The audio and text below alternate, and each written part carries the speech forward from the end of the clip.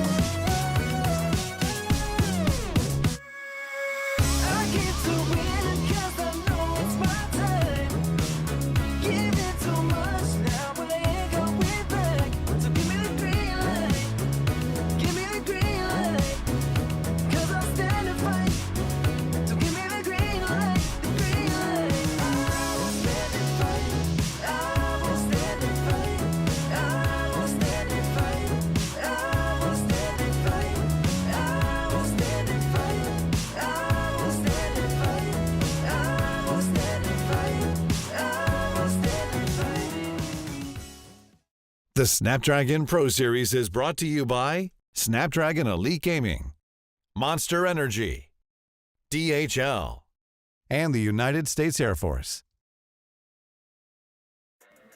Welcome in, everyone. We're here with Asphalt Legends Unite in North America. The players are locked in and ready to put pedal to metal in the Open Finals. Settle in, grab a drink and a snack, and get ready for the Snapdragon Pro Series.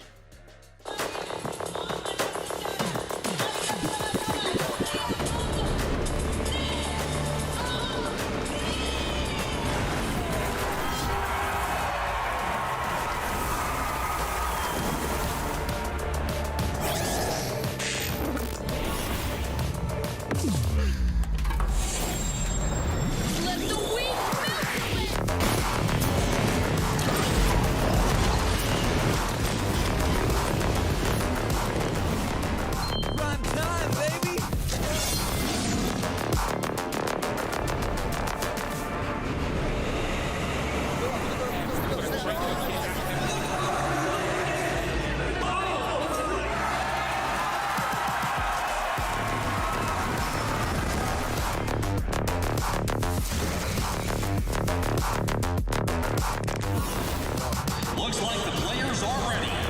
Here we go!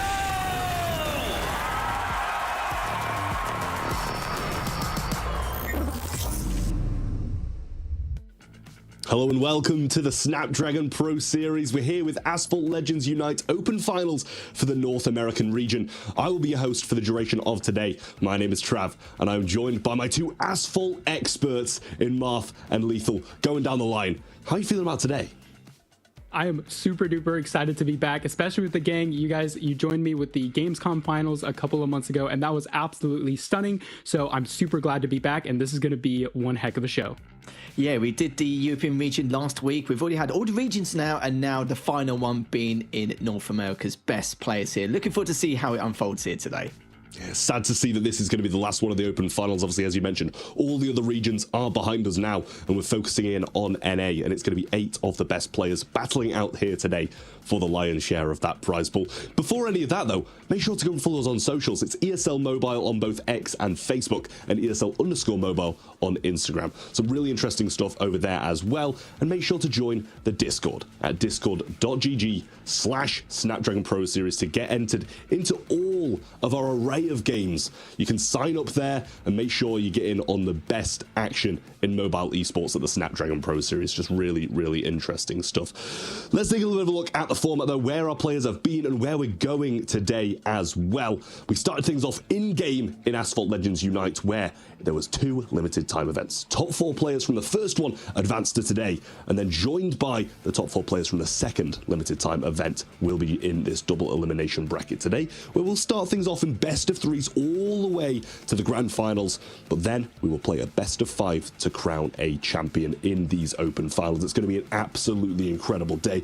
So many good players, and also a big prize pool, Lethal. Yeah, nice chunk of change here, mate. Not really too shabby for a day's work. Well, I say a day, but we've had all these time-limited events and the qualifiers leading up to this process.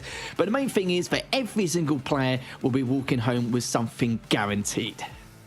Yeah, a real nice prize pool there as well, obviously, and having this Legends Unite as well, with both of the different games coming together as well, with iOS and Android being combined into one, it allows that prize pool to go up and up and up. Marth, why don't you talk us through the bracket, what games we've got coming up, and what you're looking at as the best? Yeah, so you mentioned Asphalt Legends Unite, and this is the first time with the North American bracket that we have Asphalt Legends Unite. So both players from both platforms are going to be competing, and immediately what I see is number 1 at Elite Joe and number 8, Pickle. You can see on screen right there, both opposite sides of the brackets. Those are the 2 favorites I'm looking forward to seeing, and they have a very special rivalry, which I'm very excited to see how it all plays out. Yeah, so they've come through time trials within the game and going to be playing off against each other 1v1 today. So definitely a different ball game, and players are going to have to adapt to that as well. But being as experienced as these guys are, I'm sure they won't have any issues adjusting at all. But the schedule, obviously, as we mentioned, we're starting things off with Elite Joe versus Lightning. Then we go to Cincinnati versus Joe's, Quim versus Al, and we we end out the quarterfinals with CJ versus Pickle as well. But we don't stop there. We've got a massive array of games today, working all the way towards those grand finals, where we will obviously be crowning a champion of North America in the Open Finals. So really interesting stuff today. Have you got your eyes on anyone though, Marv? I know you said you're kind of looking out to a final, but obviously we've got kind of one favourite from each side of the bracket, but have you got your eye on anybody in particular? Any dark horses, perhaps?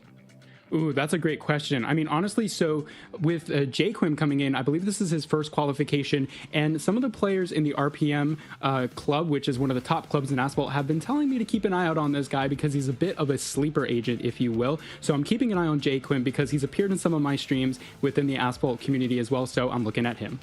Yeah, really interesting stuff as well. We've got so many good players today fighting it out. And obviously, as you can see here on screen now, I'm not sure where to point. It's either this side or it's this side. It's this one. We're going to be dropping free codes all day long, so you're able to get some real good swag through those as well. So make sure to keep an eye on the bottom portion of our screen for that. Go into the game, type in that code, and you're able to get some credits, some tokens, and possibly some packs in there as well. So really nice stuff that we're giving away today. Lethal, I know you love all of that in-game swag, so I'm sure you'll be typing those codes in once you cast and look into the side.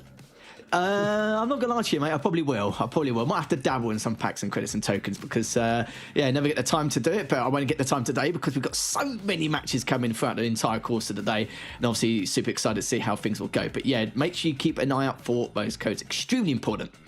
Yeah, and as you can see now as well, the survey, get the survey in, and you're going to have a chance at winning a $100 gift card, which is going to be, it's a big chunk of change. It's just about as much as some of the players are making today as well. So definitely go and do that survey, get the free codes, and get all the free stuff we're giving away today in the Snapdragon Pro Series on Asphalt Legends Unite. It's going to be an incredible day all day long. Going to be a little bit of a long one as we've got 14 games ahead of us, but it's Asphalt Unite action that we absolutely live for, Marv. Absolutely. I'm licking my lips. I'm so excited to get through with this bracket because, especially like I said earlier, first time that some of these players are going to be competing. We have not only that, we have some newcomers, we have some old faces, and some amazing rivalries as well. Well, let's focus in on this first matchup. We're going to be starting things off with Elite Joe versus Lightning.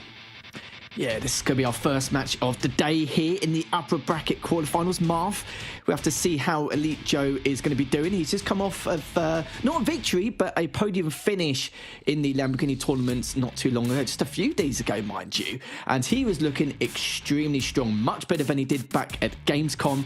And you can see the track list here coming up. We have got 2 Kairos, which is something you don't normally see, but it's nice to add some more into the mix. Got Buenos Aires Stadium Lap, Cairo for 1,000 Minarats, and Cairo Ancient Wonders. What do you think of these tracks for these 2 players going into it? Yeah, so this is really interesting. As you mentioned, 2 Kairos. We normally don't see the 2 different routes on the same track within the best of 3s, but this one is interesting because we have a very direct comparison between Buenos Aires and Cairo. Super different gameplay styles. With Buenos Aires, you have a lot of twisty, narrow streets, whereas Cairo, you have the complete opposite. Very wide, open, narrow straightaways with tons of ramps, tons of opportunities for a lot of airspeed. But here we get into the first game. Again, Elite Joe versus Lightning. Got a heavy favorite here versus a newcomer, and immediately Elite Joe takes the first lead quite a bit, actually, going onto this first 360 corner. We're here in the Fenner Super Sport, one of the better cars in Asphalt Legends Unite. Very good top speed, amazing acceleration as well. But here on Buenos Aires, it might be a little bit tricky because the car can be a little heavy in the corners. Not anything that these players can't deal with, but as you can see, Joe taking great advantage of Shockwave in the middle of the air, taking a pretty sizable lead already about a quarter of a way through our first race. Yeah, Elite Joe already getting in deep just to really make a statement here. I always feel like in the upper bracket quarterfinals, I like to see some clear indicators from some of these players in terms of how the high level consistency is coming in and how they're able to make those refinements lead into the later stages of the tournament. But Elite Joe looking extremely strong at the moment. We saw how great it was back in that Lamborghini tournament last week and now, or earlier a few days ago. And look at him looking extremely strong already, about 2 or 3 seconds ahead. Lightning's still got a lot of ground to try and creep up on. Yeah, both these players clipping a bit of the walls here and there, but again, Buenos Aires, you sort of expect that with such tight twists and corners. This is one of the shorter tracks that we will see in Asphalt Legends Unite, especially in the esports competition world. But as you can see, Elite Joe is taking advantage of Shockwave after every single corner, getting up to top speed as much as you can. And you can see, as a result of being in first place, he doesn't want to risk anything, not going for any of those extra barrel rolls and jumps. But we saw Lightning on the other hand, trying to do some of those back on the first lap, not really working out too well. But as we can see here, Elite Joe barreling down this last straightaway. Lightning a bit behind, honestly. So you'd expect Elite Joe, if he doesn't wreck here, he will take our first track. Yes, he will. First place here in the Snapdragon Mobile Open Season 6 North America Finals. That was an extremely clean start there, 3.1 seconds almost, and that was a way to make a statement in this first track in the upper bracket quarterfinal. There was only a slight bump at the very beginning to go for that first jump, but really not really too much to discuss there. No wrecks, nothing like that at all, just clean racing from the two, and you saw from there the high level consistency coming up from Elite Joe, which is nothing short of spectacular and what we'd expect from him as one of the favourites coming into the competition. As you can see, just 1 minute 34.699. And I must say, that's a good start coming out from Elite Joe, and we expect him to maybe do the same in track number 2. But the question is, what can Lightning do in order to try and at least level the playing field here? Yeah, absolutely. I mean, look, we talk about Elite Joe. He's had tons of experiences, especially not only in the sort of world stage, coming together with the Lamborghini series we saw last week. Again, that was a world stage. So not just North America, he competed against the best in the world. Whereas Lightning, this is his first appearance. So honestly, you would expect Elite Joe to take not only this race, but also the next one afterward. Very clean 2-0, I'm expecting. But then again, I want to remind the viewers here, this is going to be a double elimination bracket. So we do have that lower bracket for players to fall back on. And so with Lightning obviously being their first appearance, you know, you might expect some jitters, might expect some nerves coming out here on the first race, but not to worry, there is that lower bracket for them to compete on should they lose this next race. That's right. Every single match here today will be a best of 3, apart from the grand final, which will be a best of 5 with the player coming from the upper bracket with a 1-track advantage, which has been quite important for a lot of these players. And it's crazy because the last couple of grand finals we've had here in EU and MENA, we had that crazy reverse sweep between Jägermeister and Future Flash. Jägermeister taking that, and Latin with a 3-2 as well. So it's been really tight knit between in every single grand final for every single region. And are we going to get it here today? I hope so. For the love of God, I hope so, because this is exactly what we want. More tracks, the better. And now we're going to wait to get into this next track very shortly. And you said it with Lightning as well. It's been more focused on the content creation, and he is obviously in terms of his prowess in the scene with his skill level, dipping in more and more into the competitive scene. But it's like I said before, nothing too much to worry about. He is against one of the heavy favourites. He's got no pressure into him going into this matchup. So when he goes to the lower bracket, he can maybe settle a little bit as he maybe progresses through on that route if things don't go his way in this matchup. But speaking of this matchup, going to track number 2, heading to Cairo, and we'll have to see if Elite Joe will make it a 2-0 victory or if Lightning has something to say about it on his first jump. Yeah, here we go. 1,000 Minarets, one of the more popular tracks in Asphalt Legends Unite, but also one that is pretty easy to follow. You can see lots of airtime, and Elite Joe actually opting to go for the right route, which is typically a little slower, maybe trying to fall back and get some space behind Lightning to see how his playstyle is about to shake up, trying to go for the inside, but doesn't quite get it, bumping up against the wall here. So Lightning takes a pretty early lead. It's not by a whole lot, only a couple of car lengths here and there, but this could turn out to be different anytime soon. So Elite Joe trying to save up for a little bit of nitro there, and Lightning going very far up into the air. That's going to cost him a little bit of time. And Elite Joe trying to go for the wall ride, actually gets the jump up onto the other route. This is going to be a massive advantage, way more airtime compared to Lightning. And as you can see, as a result, Elite Joe with a massive lead right in the middle of the lap, about to go to this 360 corner. Lightning has got to be a little bit nervous here. Elite Joe pulling out a very difficult maneuver. We like to call those air tricks or speed tricks here in Asphalt Legends Unite, and does an amazing job at trying to hop over that corner. It's something that sometimes a lot of players, you don't want to risk it, because sometimes you'll just smack into a wall and you know you're just gonna lose a lot of speed. But here Elite Joe offers it perfectly here, and Lightning falling, I guess, like almost half a second to a second behind here as we barrel onto this second lap. Yeah, I've seen so many people fail that wall ride, but the great thing is now Elite Joe, he's so far ahead, he won't need to wall ride again when he goes up that next jump. But so far Elite Joe looking very solid, looking very good, using that bait nitro trick with the perfect nitro, now shockwaving through the tunnel around this next corner, and there's really too much time left to go here. So if Lightning really wants to try and at least claw back, he needs to do it now, but I think Elite Joe's just way too far ahead. Bait nitro once again into double nitro, and now swinging across with the perfect nitro over this next jump, but he hasn't really got too much time left to go. Joe. Lightning could wreck, but he managed to at least stabilize, which is the main thing, showing that consistency. But Elite Joe is just absolutely performing extremely well here. Great lines, great nitro management here across the board as he goes across the finish line very shortly with the shockwave. But for Lightning, though, he's put on a fantastic performance, but it's just not going to be it for him today, with Elite Joe now just going across this last jump and then over to the finish line, where he's going to be ending it in a 2-0 victory in the first upper bracket quarterfinal of the day. There we go. An expected result. Elite Joe coming out on top, a 2-0. And I feel like he maybe set up Lightning for a little bit of a bait and switch. We saw kind of safe driving here on Buenos Aires, but into the second track here on 1,000 Minarets, it seemed like Lightning was like, wait a minute, why is he going into the wrong route? But Elite Joe had a little trick up his sleeve, and that was that wall hop right here. We're going to see a replay of that. That gained so much speed. We saw maybe Lightning trying to do the same thing, but Elite Joe blocked him from behind, and that's what gave him that early lead there. And unfortunately, Lightning just couldn't catch up. And what you'd really hope for Lightning is a mistake from Elite Joe, but we know this guy, he is so consistent, so good, and of course no mistakes happened afterward. And as we can see, the series winner now is Elite Joe, moving on into that upper bracket. I must say, that was a very clean wall ride. I normally see a bit of mileage dropped in terms of top speed when they actually go over it, but that was really good. I was actually quite surprised how clean it was, but love to see what Trav thinks. I think he probably wouldn't expect too different. Probably made the assumption that Elite Joe may take this 2-0 victory in clean fashion, but yeah, good race to start the day here, Trav. Yeah, I mean, it seemed like everything went to plan for Elite Joe there, to be honest with you. Because when he kind of slipped behind, he obviously did that wall ride. He took a bit of a risk. He did have that one race buffer. So if he did wreck and it kind of went a little bit wrong, like we see a few people kind of go a little bit wrong on that one and do end up wrecking, he would have had still that buffer of a race, so not surprising to see him take that little bit of a risk there as well, to be able to just just knock Lightning down to the lower bracket. He's not out just yet. Don't forget about that. We do still have a bit of a lifeline for him, but Elite Joe will go on. So a really, really nice performance from him there as well, and we can see it reflect on the bracket here. He ticks forward. STM and Elite Joe heads on to those upper bracket semi-finals, waiting for one of his opponents in Cincinnati or Joe's Moth.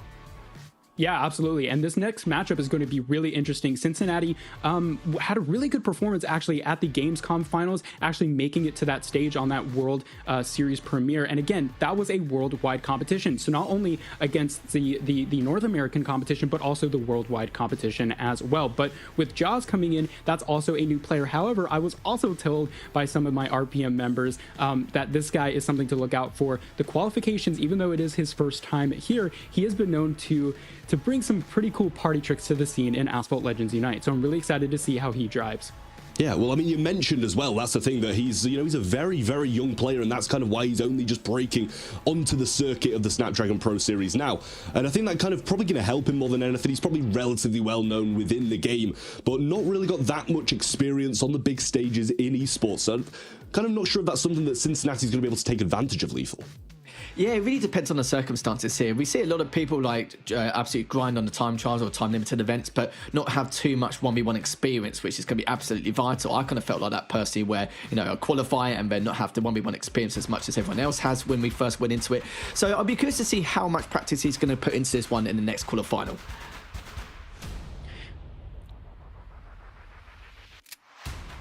Big matchup between the two absolute titans. Yeah, two juggernauts coming to the scene here, and you mentioned already, Marth, for Joe's. We'll have to see how he's going to perform. And we've got to remember, there's no pressure onto him coming into this, but for Cincinnati, we've seen him quite a few times here, especially in the North American region here and at Gamescom, where he didn't do too badly at the time. And if you guys aren't aware of the tracks, where were you in that last series? But we're going to be back with Buenos Aires again for Stadium Lap, Cairo for 1,000 Minarets, and Cairo Ancient Wonders once again. I think the real question is, Marth, are we going to see our first three tracker of the day? Ooh, honestly, that could be a real possibility. I mean, last time around with Elite Joe, I mean, that was just such a heavy favorite. You wouldn't expect anything else but a quick 2-0. But this time around, yes, Cincinnati does have actually quite a bit of a resume when it comes to appearances in the Mobile Open Finals. But Jaws, again, not just a newcomer to the scene in general, but only qualifying due to age. So this is something that's going to be a real shape-up that I'm curious to see how it goes down, because honestly, well, when you go from that time trial experience, like you mentioned earlier, that's sort of the very big difference in terms of environment. These players have been doing time trials over and over again to get the best time possible in terms of qualifying for these tournaments, but you get into a very different environment when you're in a live 1 versus 1. So I'm curious to see how Jaws sort of reacts to that being his first time here.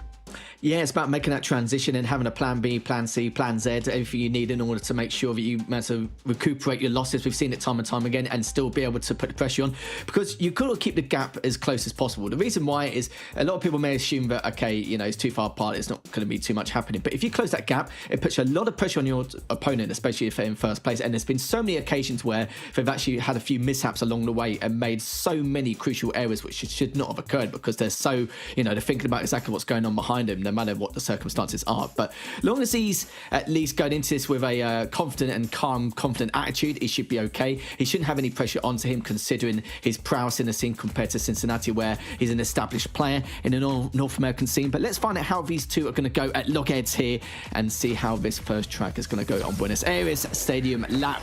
We're going to start things off with Cincinnati versus Joes, and to find out exactly how he's going to come out on top. But Cincinnati with that slight advantage with that first jump on the outside lane, and we're going to see how Joes is going to try and keep that gap close, but actually using the 360s, managed to get rounded. But Cincinnati does have the inside lane, both using the shockwave at almost the exact same time. Joes lost a bit of mileage with that bash, but goes up the jump and now has to play the game of catch up. Yeah, both these players neck on neck in that first little section there, but Jaws just tapping that slight corner there, loses a bit of speed, trying to get shockwave, but actually misses it for that little section there. But Cincinnati doing a great job maintaining momentum here onto the back straights. And as we come into that last 3/4 of the lap, almost bouncing off to that track there, off the wall, not quite getting that double barrel roll, neither one of them actually doing so, but trying to do that brake nitro trick to sort of slow down your deceleration onto this back straight here as we go into the second lap. You don't want to crash into the wall here, Cincinnati. Both of them now. Oh wow, Joes actually does a better job of maintaining momentum, slightly closes this lead here, but actually bumps into the wall, not causing that 360, but that wall, what an amazing wall ride that actually gains yet another bit of momentum here for Joes. But as we go on to the second lap, honestly, it's anyone's game here, but that extra spin might cause him a little bit of speed loss. But this track is so short that Joes needs to actually pull out something massive in order to gain a lead. Yeah, Joes did everything he can. Now he does have the shockwave. You're going to use it a little bit later than required, but that's going to be fine here. Going up this next jump with the perfect nitro into the double, using that durability. No. But sadly he wrecks himself, but so does Cincinnati at the exact same time, but spawns directly in front of him. But oh my goodness, Joes had the mileage there, he had the speed to get past him, but Cincinnati was just able to at least body block him along that way. But it was so close now going into it, the double nitro coming up, but he's got too much airtime here. Will he be able to make it? He does. And Cincinnati barely, and I mean barely, able to claw that first track. Wins by 4.1 seconds, but goodness me, Jaws was able to not only close the gap, but managed to get so much more mileage in terms of the nitro management he has to gain using the airtime. But the one main factor there was Jaws could have easily overtaken him. He had the top speed required in order to overtake due to Cincinnati spawning directly in front of him, but because of the body block, he was able to take advantage of that and continue forward. Just barely clipping the edge there, but Cincinnati also doing the same thing, trying to go through that wall ride, but his car actually flips up onto the side and that causes a wreck. But regardless of what happened, Cincinnati managed to pull through and actually block right at that last minute. That was a heart stopper. I almost felt a heart attack coming on because I didn't know how that was going to shape up. But wow, what a race by Cincinnati, maintaining composure in that last little bit. Honestly, I would have been just like, I would have been so surprised that my car wrecks like that. I might have given up, and then that lead could have been compromised, but Cincinnati does a great job making sure to take that veteran experience into his hands and closing out that first track. Yeah, that body block was the saving grace for him, considering the position he was in at the time, because he could have easily lost that race by a second and a half to 2 seconds if he didn't actually go random in the inside lane, and it would be going to 1,000 minuats on Cairo. And yeah, that was a nice tasty way to start things off. It was a very spicy affair. 2 wrecks, a body block as well, and such a short track as well. It was actually quite surprising what we were witnessing there. But for George as well, I think it did a fantastic job making sure to really keep Cincinnati in check and keeping it as close as possible. But you can see the pressure was being added. We saw a lot of major mistakes coming up from Cincinnati, so this is where he needs to clean up his game going into Cairo. Let's see if he manages to do it. So, you know, we'll shake the nerves off from that first track here. Let's go into the second here, as you can see, but Giles does have the inside lane, so we expect Cincinnati to go for the next jump, which is going to be slightly slower, which is understandable. And now we'll find out exactly what Cincinnati's going to do. He's got a double nitro, but shockwaving over from Jaws, and he's going to get a lot of speed, a lot of airtime, and a lot of nitro to go with it. Yeah, we saw both players, Elite Joe and Cincinnati, you would consider the favorites, both trying to go for that outside line, trying not to get some contact is my guess of why they would choose to go for the slightly slower route.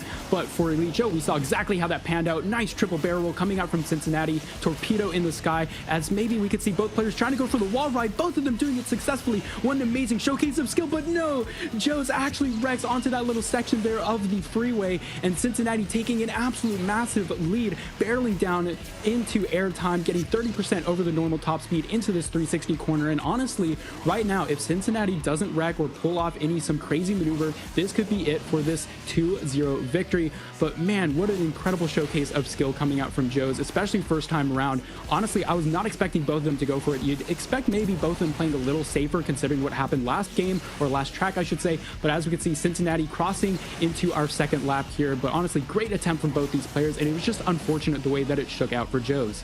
It really was unfortunate. I felt like Joe's had to wall ride anyway. He wasn't in position to play safe because he only had a half a second lead. If it was at least a second and a half, he could have taken the risk and played it safe and not wall rided the bridge earlier on.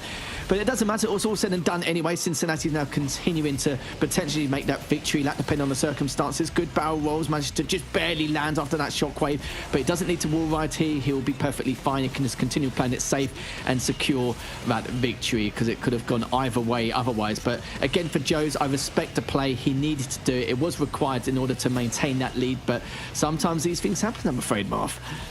No, absolutely. You're correct. And look, I mean, again, we do have that lower bracket. So, I mean, you would expect both these players, Cincinnati and Joe, to be the heavy favorites for that side of the bracket. So, honestly, not anything too surprising there. But in terms of the newcomers, I was definitely surprised on the performance. So, again, we'll see both those players go down to the low bracket. They are not out of the tournament just yet. Maybe shaking off some nerves here as Cincinnati crosses the finish line in first place. An expected victory here in this upper bracket. Joe's coming in a close second. Certainly was indeed. I wonder what could have happened if he didn't actually fail that jump, but just one of those things, I'm afraid, sadly. But don't you guys worry at home, even though Cincinnati will be seeing him in the upper bracket semi-final and he's guarantees himself a place in the top 6. For Joe's, we'll see him in the lower bracket round 1 later on this evening. So it's not the first or the last we'll see of him, so don't you worry about that. But for Cincinnati, that was a much better performance compared to what we saw in the first track, where we saw him a few major errors here and there. Looked not just inconsistent, but it was just a few sloppy plays here and there. But he looked much better going into track number 2. Just seemed a lot more confident in compared to the last one. Maybe he wasn't really too keen on Stadium Lap. Nobody knows. But for Cincinnati, that would be a nice 2-0 victory for him, and he'll be seeing Elite Joe later on, Trav. A very anticlimactic ending. After that first race, I was really hoping that we were going to see some more action in the second, but obviously, as you said, they both went for that wall ride and only one of them came out unscathed in that. But the first race was so good. Both of them just wrecking simultaneously. I was like, oh, who's going to get there first? But the beautiful body block there from Cincinnati managed to just keep him out in front, even just the tiniest bit. So a really good race. And I've got so much hope for Joe's through that low bracket as well. Coming in as a new player is always so hard, and he showed so much promise in that matchup. Elite Joe will be facing Cincinnati a little bit further on, a little bit later on in this upper bracket semi-final. Up next, we have J Quim versus Al, 2 pretty recognizable players. J Quim obviously kind of just coming up, or more up-and-coming player, whereas Al has got an SPS win under his belt in that Mobile Open Season 3 lethal. That is right indeed. For J Quim, to see exactly how things are going to go for him. It's nice to see a couple of players from the RPM club as well, because in the EU region we only had 1, so it's nice to have 2 in the NA region. But yeah, it will be a close affair between the 2, and see if that prowess in terms of his veteran experience will be able to display here. And then, of course, the winner of that will have to play against either CJ or Pickle, which is going to be another kerfuffle there to see who's going to match up later on in the upper bracket semis. But for this series in general, hopefully we'll see a free tracker between the 2. Yeah, I mean, that's the thing. It's kind of been the expected wins so far, and in convincing fashions, with 2 2-0s as well. Sad to see those kind of newer players, or as we mentioned for Lightning, a bit of a streamer coming into the mix as well, going down to the lower bracket so early on. But we still have hope. We've still got the next matchup, obviously, with J Quim kind of being the newcomer, giving some hope to those kind of underdogs against some of the titans, the veterans that we're seeing here in Asphalt Legends Unite, Marv.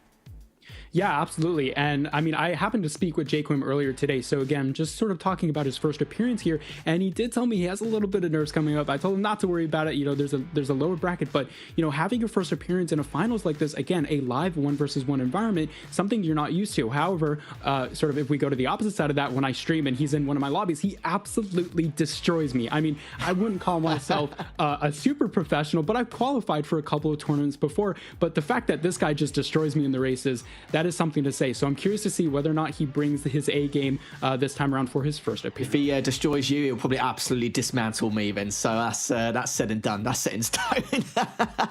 As if it dismantles Lethal, then I don't know what it'd do to me. Now you're making me scared myself. But guys, look down in the bottom. You guys have been asking for it. I've been seeing you in chat, and this is what we're providing. Get the code, go into the game and redeem it. Get yourself some in-game goods, some swag. You're going to be so pleased for doing it as well.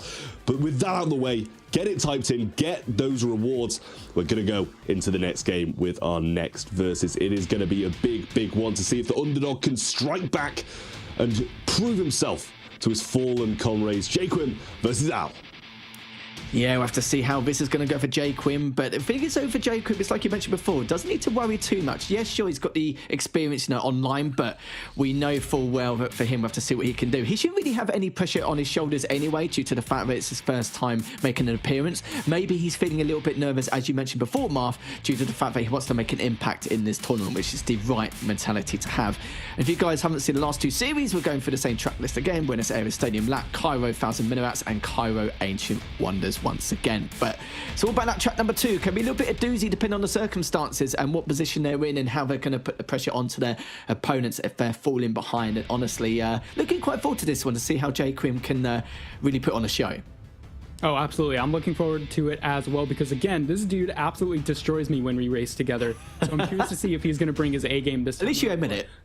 Yeah, hey, I mean, you know, those streams are really fun to play, and this guy's a really good sport about it as well. Both these players are just incredible at the game as well. Look, Al, again, like we mentioned, making some previous experience before, but right out of the gate, Quim trying to make some contact with Al. That is a great first impression trying to make. We talk a lot about the iOS side of things in previous matchups, making that demolition derby, but this time around, as a result of Unite, we haven't really seen a lot of that except for on Buenos Aires. So Al taking that upper section of the track, Quim going for that lower, trying to save up for Shockwave a little bit early, bouncing into those corners there, maybe a little bit of shakes, little bit of nerves coming into this first track, but Al actually, as a result of that upper sort of section there, takes a bit of a second place trajectory here as we get into the 50% back straight of our first lap, and Quim is about to barrel down the straightaway. Actually, he's not going to go for it. A bit of a safe maneuver coming out from Quim. Maybe he knows that he has a pretty substantial lead, and Rev from Al actually has to do everything he can to catch up, and Quim's actually opting to not go for any of these barrels, trying to go for that clean section there onto our second lap.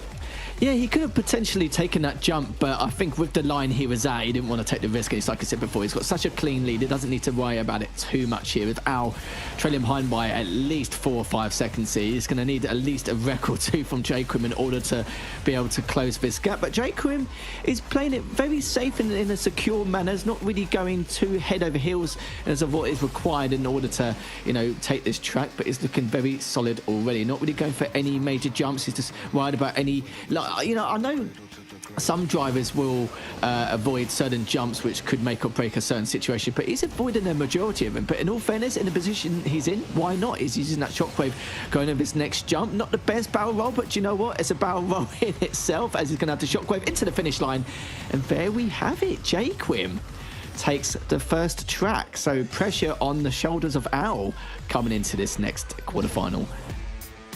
Yeah, that shaped up to be a pretty interesting matchup. I mean, look, in my opinion, we saw a lot of, you know, safe driving from both players, but honestly, I was expecting it to be a little closer because they were taking very similar routes. Quim with the aggression right out of the gate, trying to set the stage for this matchup, and honestly, I'd expected, you know, a little bit of a back foot start because of that, but I mean, we saw Al going up to this upper section here, as you can see on that first lap, and that caused a lot of loss in speed. And you can see Quim over there taking over this track, and as a result, taking first place, not dropping into second at all for the rest of the lap. And there we go. First map winner is Quim, starting out with a 1-0 lead. Yeah, you could tell from Al's perspective in terms of his mental state after that second jump, he kind of felt really deflated and demoralised, knowing that he probably lost it already, considering the amount of time he's going to lose out from the nitro canisters and also taking a long way round as well. It's just going to be a little bit of a pain in the backside for him, and he knew that a wreck is the only way for him to actually get back in this matchup, which just never occurred because Quim realised what he needed to do in order to maintain that lead, and he was playing it extremely. Probably one of the safest stadium laps I've ever seen. And to Rhino, you know, he had so much time left in his hands, he didn't really have to worry about it too much. But going into the second one, though, this is where things are going to get a little bit tricky over to Cairo, where that wall ride under the bridge is going to be going to make or break a lot of these situations with the nitro management between these two players. Who's going to take that risk, who's not, and whoever does have the lead, are they going to take that risk anyway? If you obviously got only a second or less lead, then we're going to expect a lot of these players to do that, because that's the only way you can be able to maintain it, because the amount of nitro and the jumps you can gain with that nitro afterwards on that second track. We have had no free tracks as of yet. I think this one probably has the most potential, but let's see Al if we're going to absolutely give it here, Marv, and start things off in the second track. And our third series of the day, Quim, that 1-0 lead. And as you can see already, that first jump is going to be taken over here by Al. And we'll have to see if he can take advantage of the lead he already maintains in this first part of the second track. But we see already, Quim already far ahead in the lead of going on that second jump with the amount of nitro he gained, as Al now with that shockwave taking the other route. Yeah, you know, this is quite interesting decision making coming from Al. I mean, we'd expect both players to try and go for that upper route here to get as much airtime as possible, but Al taking it slow and steady, not only on that first jump, but also that second jump as well, actually opting not to go for that second jump. And then not only did we see a missed 360 back there a couple of seconds ago, but we also saw not going for that pyramid route to try and get that extra leg up on airtime there. As you go out of the pyramid, you get a little bit of airtime, and Al not going for any jumps really whatsoever, except for these really safe barrel rolls, and as a result, Quim has like a 30% lap lead over Al. So this is a little bit confusing coming out from the veteran in terms of Al, in terms of his route decision making. Quim trying to do everything he can to extend this lead, as you should, honestly. I mean, but going already into the second lap, we see Quim taking an extreme lead, and Al not even anywhere near crossing the line for that second lap. I think the right word is probably it's very uncharacteristic from what we're seeing from Al as well, which I'm a little bit surprised about. But Quim is now in a position where he won't need to wall ride on the bridge later on, but Al has already wrecked, which does mean that he's just going to give Quim a potential guaranteed victory in this second track. So yeah, I'm very surprised. It's not something we'd normally see from Al, and just watching him play, you kind of feel like he's given up quite early. We didn't see too much drifting, not as many 360s, not as high enough for the barrel rolls as well. So the lack of nitro is going to not really do himself any favours here, but making the assumptions now, Quim should take this 2-0 now. Is he going to continue forward into that tunnel with the perfect nitro, with the break nitro now coming up to the next bridge, and he's still got a perfect amount of time here in order to secure victory as he comes around this corner, fought the shockwave, and yeah, Al's way too far behind to really make any kind of impact here. For Quim now going to be slowly but surely going to be taking that victory here in a very surprising 2-0 series victory. Yeah, look, you know, absolutely phenomenal job by Quim, trying to keep his composure, all good, doing some celebratory 360s here at the end. I mean, he knows he has all the time in the world, and Al all the way far back, about a 10% victory lead there, as we saw. So look, I don't want to say anything, I'm not going to assume anything, but you know, there's got to be something happening here for Al to make these decisions. Maybe something's going on with the controls or something like that. I'm not sure. But honestly, you know, coming out from Quim, great job to not question anything, not assuming anything, and just doing a great job keeping their lines, getting some safe races here and there, and taking a nice 2-0 lead for their first appearance here in the Snapdragon Pro Series. Yeah, it didn't really feel right at all in the slightest. What we saw from Al is not what we normally witness from him, which is a little bit shock to the system. So what you said maybe is true, and it's also, like you said, you know, we don't want to take anything away from Quim, but it's not exactly commiserations, because Al is the kind of player where he can create that kind of Cinderella story in a lower bracket. He knows that he's got a second lifeline to come into this. But yeah, very peculiar, I think is probably the correct word, but as I mentioned earlier, a bit uncharacteristic from Al. But don't worry, we will see more from Al later on. Hopefully, if there is any issues on his side of things, we'll be able to he'll be able to rectify it later on. But Quim, we'll be seeing him in the upper packet semi-finals later on, waiting against CJ or Pickle. But Trav, what did you think of that last series? I mean, as you said, it just seems so uncharacteristic, you know, for him and for veterans in general. You know, we mentioned just before that he has a Snapdragon Pro Series title under his belt, and see a performance like that where he's losing the second race by 18 seconds, there must have been something going on, because it's just not what we expect from those kind of players. But I mean, Quim, he's come out strong, and those nerves really were not showing. I mean, not that they were really kind of forced out, considering he could just take those really easy routes and not really have to take any risk whatsoever because of how far ahead he was in pretty much both of those races. But he does advance. He's going to be waiting for the victor of CJ versus Pickle to see who he's going to be playing against in that semi-final. And obviously after that, he's got an absolute mountain to climb with Elite Joe, obviously, versus Cincinnati. The winner of that is going to be a very difficult opponent no matter what, Marv. Yeah, absolutely. And look, this next matchup, CJ versus Pickle, that is going to be a very intense matchup. I mean, obviously, Pickle going into this heavy favorite position against Elite Joe on the opposite side of the bracket, but CJ is no slouch. He has tons of experience making multiple appearances here at the Snapdragon Pro Series, actually getting third place in Season 4 on the Android side of things as well. So both those players coming from the Android side of things, they would have faced each other previously. So it's anyone's game, but I think this time around you would maybe say that Pickle has a slight advantage. Yeah, I mean, that's the thing. You know, you came into this and you said even before anything had started, this was Elite Joe and Pickle's tournament to win. And obviously with Elite Joe advancing, we kind of expecting Pickle to do the same and make the run through this kind of lower portion of the upper bracket to meet Elite Joe in those upper bracket finals. So we expect him to be able to win this one, and it has been a very, you know, North America has been dominated by those two players for some time now. So it's expected to see both of them going forwards, but we'll see if CJ can shut down Pickle, as that's the next matchup.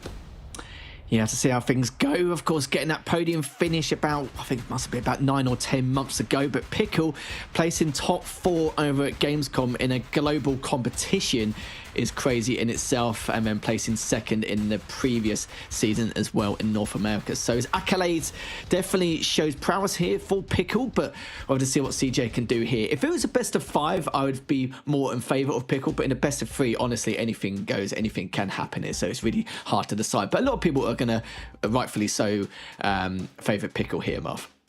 No, absolutely. And look, I have my notes up here in terms of Pickle's accomplishments, and it just goes on and on and on. Second place at Season 4, also made the Season 5 Gamescom finals as well. Again, that was on a world stage, not just a local tournament. So Pickle is competing above what you would consider the North American class of players. And here we go on our first track. Again, we got that same lineup, Buenos Aires, followed by 2 bouts on Cairo. So Pickle taking a pretty early lead here, and it looks like he'll be in the blue Fender Super Sport, one of the best cars in Asphalt, as we already mentioned before. But going on to this straightaway, taking advantage of that shockwave to get as much speed as possible. And look, we'd expect Pickle to have some amazing gameplay here, doing a little bit of an overspin, not to worry though, has a shockwave to back it up as we go again out of the stadium into the open areas here. Doing a good job, not hitting any corners so far, doing some very clean races, clean lines, not doing any crazy risk taking or anything like that. We'd expect this barrel roll to come out. Maybe in terms of, almost try to go for that wall ride, but it doesn't work out. CJ though, I'm wondering if he's going to be able to catch up to this position here, but it doesn't look like anytime soon. Pickle still has this lead as we're about to cross this first lap line here in a couple of seconds. He certainly does indeed, using that shockwave now over this next jump. It will be getting around the corner to shockwave once again. It won't wreck himself, luckily, going into that first jump. I was a little bit worried there. Cardiac arrest was definitely selling in for me. He was going into that first bend, that last bend, going into the finish line, but not going to be the case here. Pickle is going to continue on with the skill he's displaying here, using that perfect nitro, going this next bend into the double nitro to get around this next corner, but looking quite clean, relatively clean from what we've witnessed so far compared to most of the other drivers here on Stadium Lap compared to the previous series. But yeah, Pickle looking very good, use that double nitro for the durability to get around his corner. It can be a little bit make or break situation.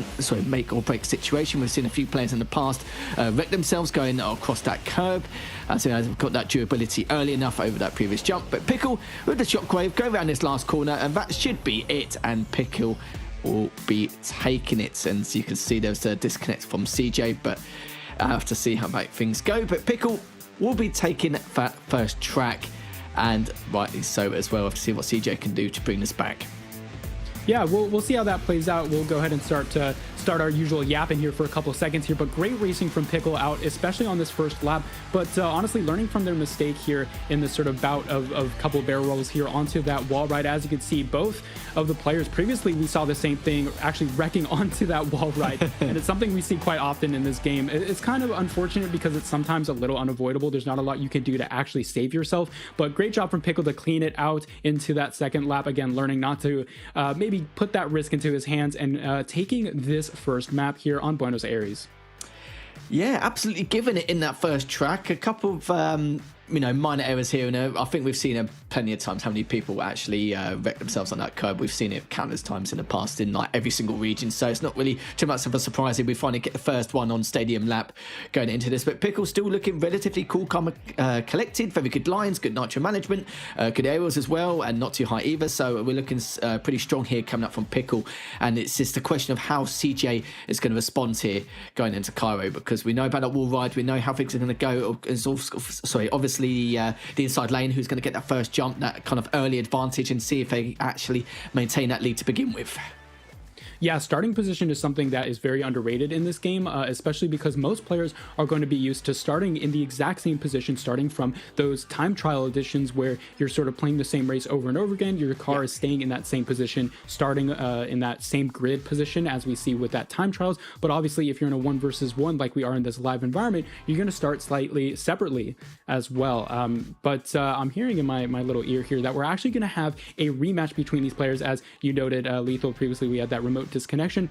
So look, I mean, obviously this gives Pickle maybe a little bit of an advantage, seeing how that track goes down, maybe getting warmed up a little bit here, but I'm curious to see if CJ has anything to say about it.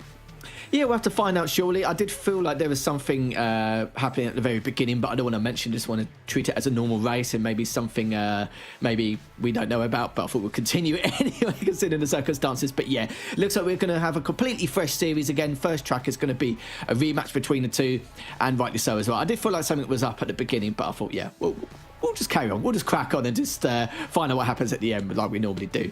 But for CJ, like, I wouldn't say this is a second chance for him. Clearly, this is actually something which has occurred. Pickle was probably aware of it anyway, which is probably why he's just continuing on to drive as though it's a standard competitive race. But honestly, yeah, for CJ, we'll have to see if he can do anything different going into it this time round.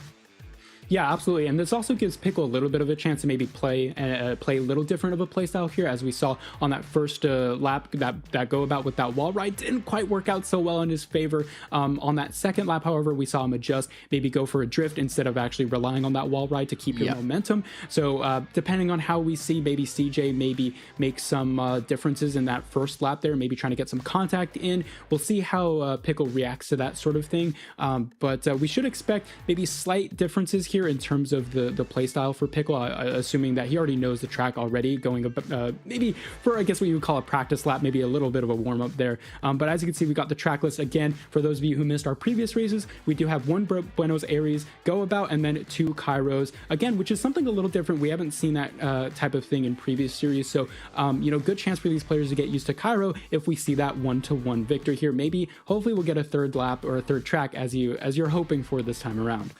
I'm praying for it at this point, because everyone's so good in North America. It seems to be a bit of a struggle to try and at least squeeze out a third track from some of these players. But let's see how things are going to go. We're getting straight back into it with another quarter final first track. Again, this is going to be a rematch, or a restart, sorry, as we should say, between CJ and Pickle. It looks like everything is going as it should do. Pickle managed to get that slight advantage with that slight bash, but in the end, Pickle is going to be coming in straight forward, and now he's going to have to shockwave going around this next corner. CJ is going to be not lagging behind too much, only about a few tenths of a second here, but you saw that Pickle had a little bit more airtime, a little more 360, only by the smallest margin, which means he's got that slight nitro going around this next bend, both of them using that shockwave. The difference is that CJ was able to get that gold canister compared to Pickle, so hopefully be able to make use of that and close out the gap by a couple of tenths of a second. Yeah, Pickle does take this early lead, but we did see a CJ coming out with a bunch more nitro, but Pickle making the same mistake as he did on the practice lap. Oh no, CJ also wrecks. I don't even know who's in first place right now. It seems to be Pickle maybe catching up, but CJ onto that track there, onto that barrel roll, doesn't have any speed whatsoever. Pickle has a very good opportunity to take this lead, cancels that barrel roll perfectly, not going to wreck this time around, but CJ actually managing to come out in front, and they are now neck and neck going onto the second lap here. But this track is extremely short, so Pickle's going to have to pull out some maneuvers maneuver in order to get that first place victory, and he will. Inside line, crashing into CJ, pushing him aside. This is his time to shine, and Pickle taking that lead, but it's not too far gone for CJ just yet. It isn't a huge lead like we've seen previously, so CJ has to pull out some shockwave potential here, maintain momentum going into these couple of chicanes, twists, and corners here. Pickle going onto that straightaway into the barrel. Will he see some of that mistakes earlier with that wall ride? No, not even going for it whatsoever, but CJ will opt to, and that's going to give him some speed. A little bit of an overtake here on the inside line. CJ going over top of Pickle, neck on neck on top of each other. Oh my gosh, this is crazy. CJ with that victory. I think he's going to do it. I think he's going to pull out the victory right in that last second. CJ manages to do it. We got a first place coming out from CJ, and he takes this first track on Buenos Aires. My heart is thumping, Lethal. Oh my gosh, I didn't give you any room to speak, because that was just one after another. Let me know what you think about what in the world just happened. No, that's fine. You was flaring, mate, and I thought you'd just take it away for the entire race if you have to, because this is absolutely ridiculous. Sadly for Pickle, he did make that same mistake on the same curve as well, but it is what it is. He was able to bring it back, but the difference was I thought Pickle was going to take it because he was able to do the 360s on the first jump on the second lap, which CJ actually didn't do. So it meant that he was going to shockwave, go around the corner. He was able to get on the inside, and then CJ was still able to overtake him. Honestly, his refinements and his lines were so good, and his nitro management was the key to victory there on the second portion of that second lap. My goodness. And the fact that they landed on top of each other and there was no wrecks, nothing like that, I couldn't believe it. But it dramatically affected his top speed as well, which is why CJ was able to take the victory and use that double nitro towards the very end to get around that corner for the finishing time. My goodness, what a way to start this. See, that's first track. Yeah, I think this first track was a lot better than the last one. I'll take this one. Absolutely. I mean, that's what we're looking for in terms of 1v1 action here for Asphalt Legends Unite. That is the type of racing we like to see. I was like, is it getting hot in here? Or those brake discs, those calipers glowing red due to all that heat? I mean, that was just an incredible race. That second lap got so close. I mean, you couldn't even tell who was sort of in first, who was in second. But I mean, CJ was losing all that speed up at that last corner. I know. I really thought that Pickle, yeah, exactly. I thought Pickle was going to be able to overtake even after wrecking, and then CJ wrecking as well. I thought that was going to be a one and done, but CJ managed to build that momentum. And I think what happened was on that very, very last corner, Pickle, I think, was trying to go for that outside, making sure not to wreck on that inside corner. But CJ just swooped in at that last moment and managed to take it. So, I mean, yeah, this is probably the best potential we have for a 3-track series as we head onto 1,000 Minarets on Cairo. Again, this first section, to add, you rightly pointed out in that last track, is going to be very important. Is Pickle going to try and go for the inside? He is blocking CJ, trying to go for the overtake, almost wrecking on that barrel roll, but doing a good job to save it. And Pickle gets an early lead here as we bounce into the barrel roll section here on 1,000 Minarets. CJ taking a bit of a lower angle here. Pickle going all the way out with that triple barrel roll. Not too much of a lead difference as I would expect, though. So CJ has very good opportunities here to pick up some pace, doing some 360, going for that little bit of an opposite side 360. That's a bit of a momentum saver, honestly. You know, sometimes we see players do that, and it allows your car to actually have some speed potential here on that corner because your actually front tire lifts up. But I'm getting ahead of myself. Pickle actually taking a substantial lead here, going onto the straightaway with those couple of shockwaves, and that's going to help him get onto that top speed difference there with that airtime. You go 30% faster than you do on the ground, and into this 360 corner. I'm curious to see if any players will hit the wall. CJ just barely avoiding it, doing some shockwave to try and catch up. Not too far behind Pickle, but honestly, going into this second lap, we're going to see how both these players react to their different play styles. That's right. We saw no wall riding coming up between the two, but I think it's going to be required from CJ, depending on the circumstances here. Shockwave coming up, but a 360 coming up from Pickle. But the difference is Pickle got so much airtime, so many barrel rolls during those first 5 jumps in the first lap, which gave him this initial lead. And now CJ with the brake nitro and into the perfect nitro, into the double, into the shockwave, and this is lovely from CJ. He should be able to close the gap a little bit here, which he has done, but only by 1 or 2 tenths of a second here. He's going to definitely have to wall ride going into the next jump in a few moments' time. But Pickle still maintaining that lead with that consistency as well. Good amount of barrel rolls coming up from CJ using the shockwave into the perfect nitro, going over this next jump. After and CJ does manage to get it, so there's a chance here for him to try and overtake, but doesn't get as much air time, but still managed to stay onto the track. But Pickle is just walking away with it, and CJ, sadly for him on that last jump, didn't really get enough barrel rolls in order to gain the nitro provided to overtake Pickle. So this looks like it should be a Pickle victory here as we're going through the next last few bends. I mean, this is one of those situations where Pickle knew he had the lead. He had to take that safer route, and we did. But CJ doing everything in his power to try and go for that risky route, and it just almost worked out. I think if he had a slight different angle, he would have taken that lead. But here we see Pickle taking back the victory, and it's going to be a tie series here, 1-on-1, Pickle versus CJ. We are going to a third track. Ladies and gentlemen, this is shaping out to be one of the better opening matches we've seen here at the Snapdragon Pro Series. Certainly is indeed. Only a second and a half difference between these two juggernauts. But honestly, Pickle got so much airtime and so many barrel rolls during those first three or four jumps that I just assumed that he was just going to walk away with it. But I'm surprised he didn't close the gap any sooner, because the amount of nitro was gained from CJ, you would assume that he would have closed the gap, but the gap was relatively the same. And sadly for CJ, we saw him manage to go over that wall ride, but just wasn't getting enough airtime, wasn't getting enough barrel rolls to get enough nitro to close the gap and overtake, which was the difference maker there. But that first lap from Pickle, getting all the airtime and barrels, was definitely crucial for him to not only get the lead but maintain it as well straight afterwards. But the lines from both players was extremely solid from what we witnessed. Yeah, and absolutely, what a great attempt by CJ. I think what really happened there was on that wall ride, he executed it perfectly, but coming up onto that second barrel on the bottom level of the expressway there, I think what happened was he wanted to get that higher angle, but at some last moment sort of did a little bit of a drift, and that caused him to cancel that because he knew if he had that angle, he was going to smack right into some concrete. So good job of saving himself, but unfortunately, because he didn't get that proper angle going up on top to that second level, I think that caused him to lose some air time, unfortunately. But look, great job from both these players. We saw different play styles, and look, it worked out very well for Pickle again, as you mentioned on that first lap. They're getting some incredible airtime, but we are going to Ancient Wonders here for Cairo, making it a 3-track series. So either this is going to be an incredible final race, or we're going to see something interesting that I haven't seen before. I hope so, because normally these third trackers are absolutely make or break for these players, and I'm not really too much of a surprise it is going to go to the very last one. Pickle with an outstanding performance there on track number 2, and even for CJ as well. Both of them, it's been neck and neck for both his players. The second one for Pickle, you know, a bit of a difference maker. We saw a lot of the strategies they used. I love the kind of like back strategies which CJ was providing for us in terms of like if he wasn't in a good position or had to make a different line. We saw how he'd make that safe recovery, but at the same time would cost him a little bit extra. But the problem is, or actually I wouldn't say the problem, but more the fact that as long as he doesn't wreck, then that's perfectly fine. But it is what it is, going into the third and final track here in this last upper bracket quarterfinal between CJ and Pickle. Let's see how things are going to go, and CJ already scraping across that track to get that additional nitro. Let's see if he's going to be able to at least close this gap with a much earlier shockwave in compared to Pickle, but still just keeping it loggerheads at the moment, directly behind him. Both of them using that perfect nitro here as we go around this next corner, and let's see how many barrels both players are going to get. It seems like CJ's got a tiny bit less airtime, but it seems to not really affect him too much in the slightest here with the shockwave, and using the shockwave once again to try and close it out. But honestly, they're almost in sync in terms of what they're providing for us with these jumps and the speed provided.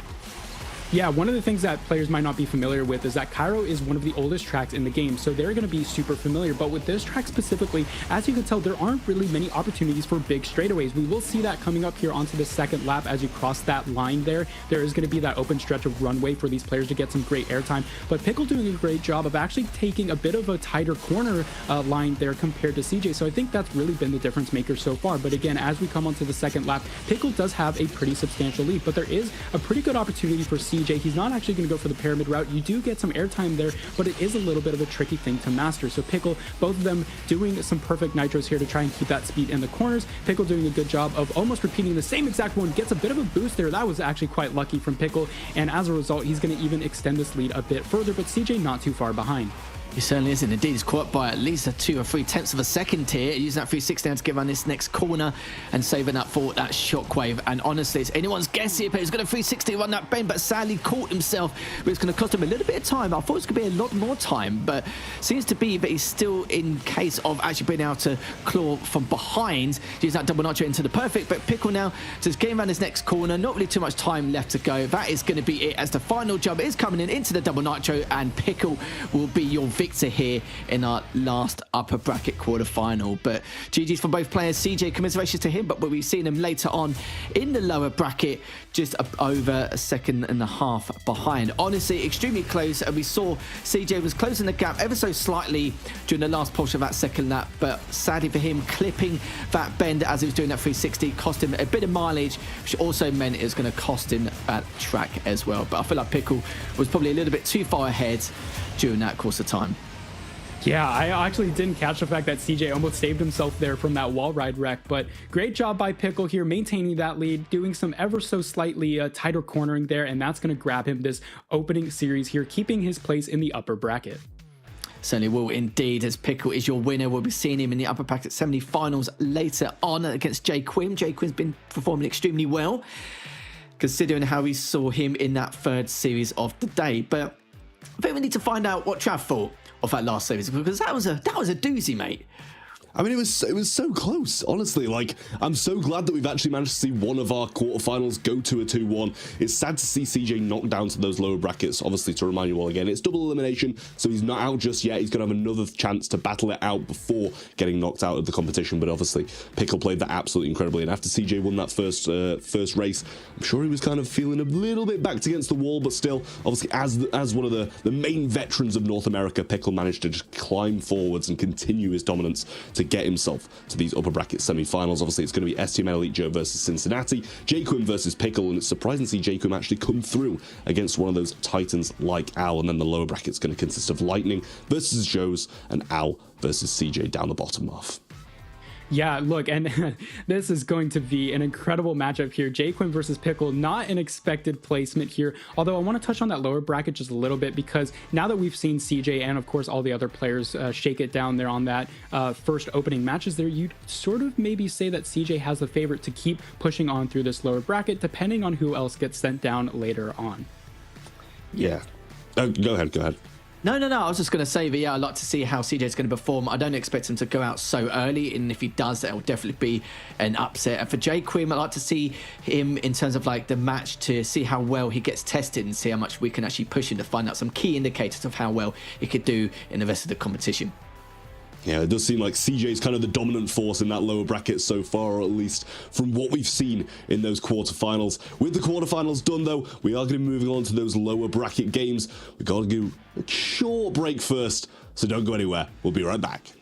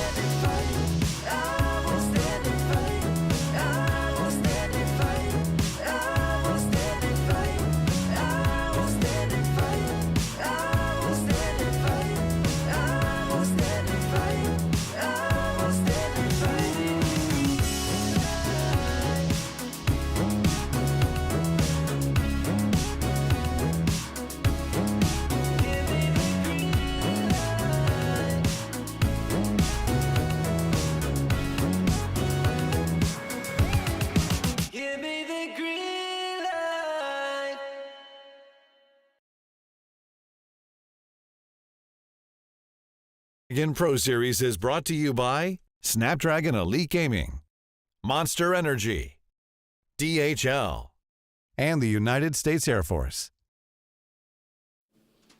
Welcome back, everybody, to the Snapdragon Pro Series 1 Asphalt Legends Unite, as you all well know. But it's been such an electric quarterfinals so far. We will be obviously moving on to the upper bracket and then those kind of lower bracket knockout rounds to see who's going to be dropping out of the competition and who's going to be progressing closer and closer and closer to those grand finals where the lion's share of the prize pool does lie. So everybody's going to be fighting and trying to get towards those. We've had some really, really solid races so far, Marv. Oh, yeah, they're going to be fighting, they're going to be boxing, they're going to be clashing one-on-one. We're going to have a lot of contact here. We've seen a ton of contact in that CJ Pickle matchup as well, so I'm expecting a little bit more demolition derby here as we push on into that upper bracket. So this is going to be really exciting. We've had all the favorites go through so far, pretty much, except for that Quim Al matchup. So honestly, looking good so far for this tournament. Yeah, and Quim as well. He's trying to get he was getting his shoulder in at the start as well. I'm loving the battles we're having. Honestly, I love that about the Asphalt Legends Unite. You know, when the fights start happening, it gets a bit more, get a bit more into it. That's what I really like to see. But we're on to the semi-finals. It's going to be Elite Joe against Cincinnati.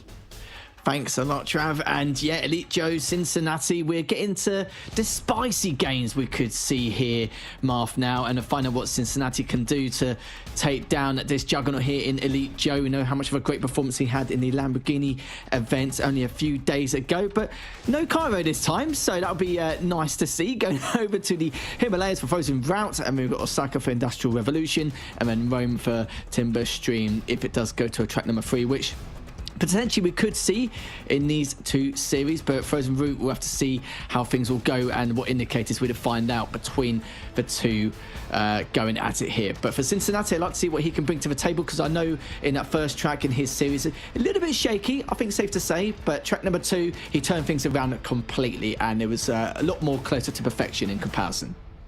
Absolutely, and both of these players do have quite a bit of experience, but again, as we talked about in that opening matchup segment here, if you're looking at the grand scheme of things, you're looking at Elite Joe on that top section, Pickle on the bottom in terms of that bracket matchup there.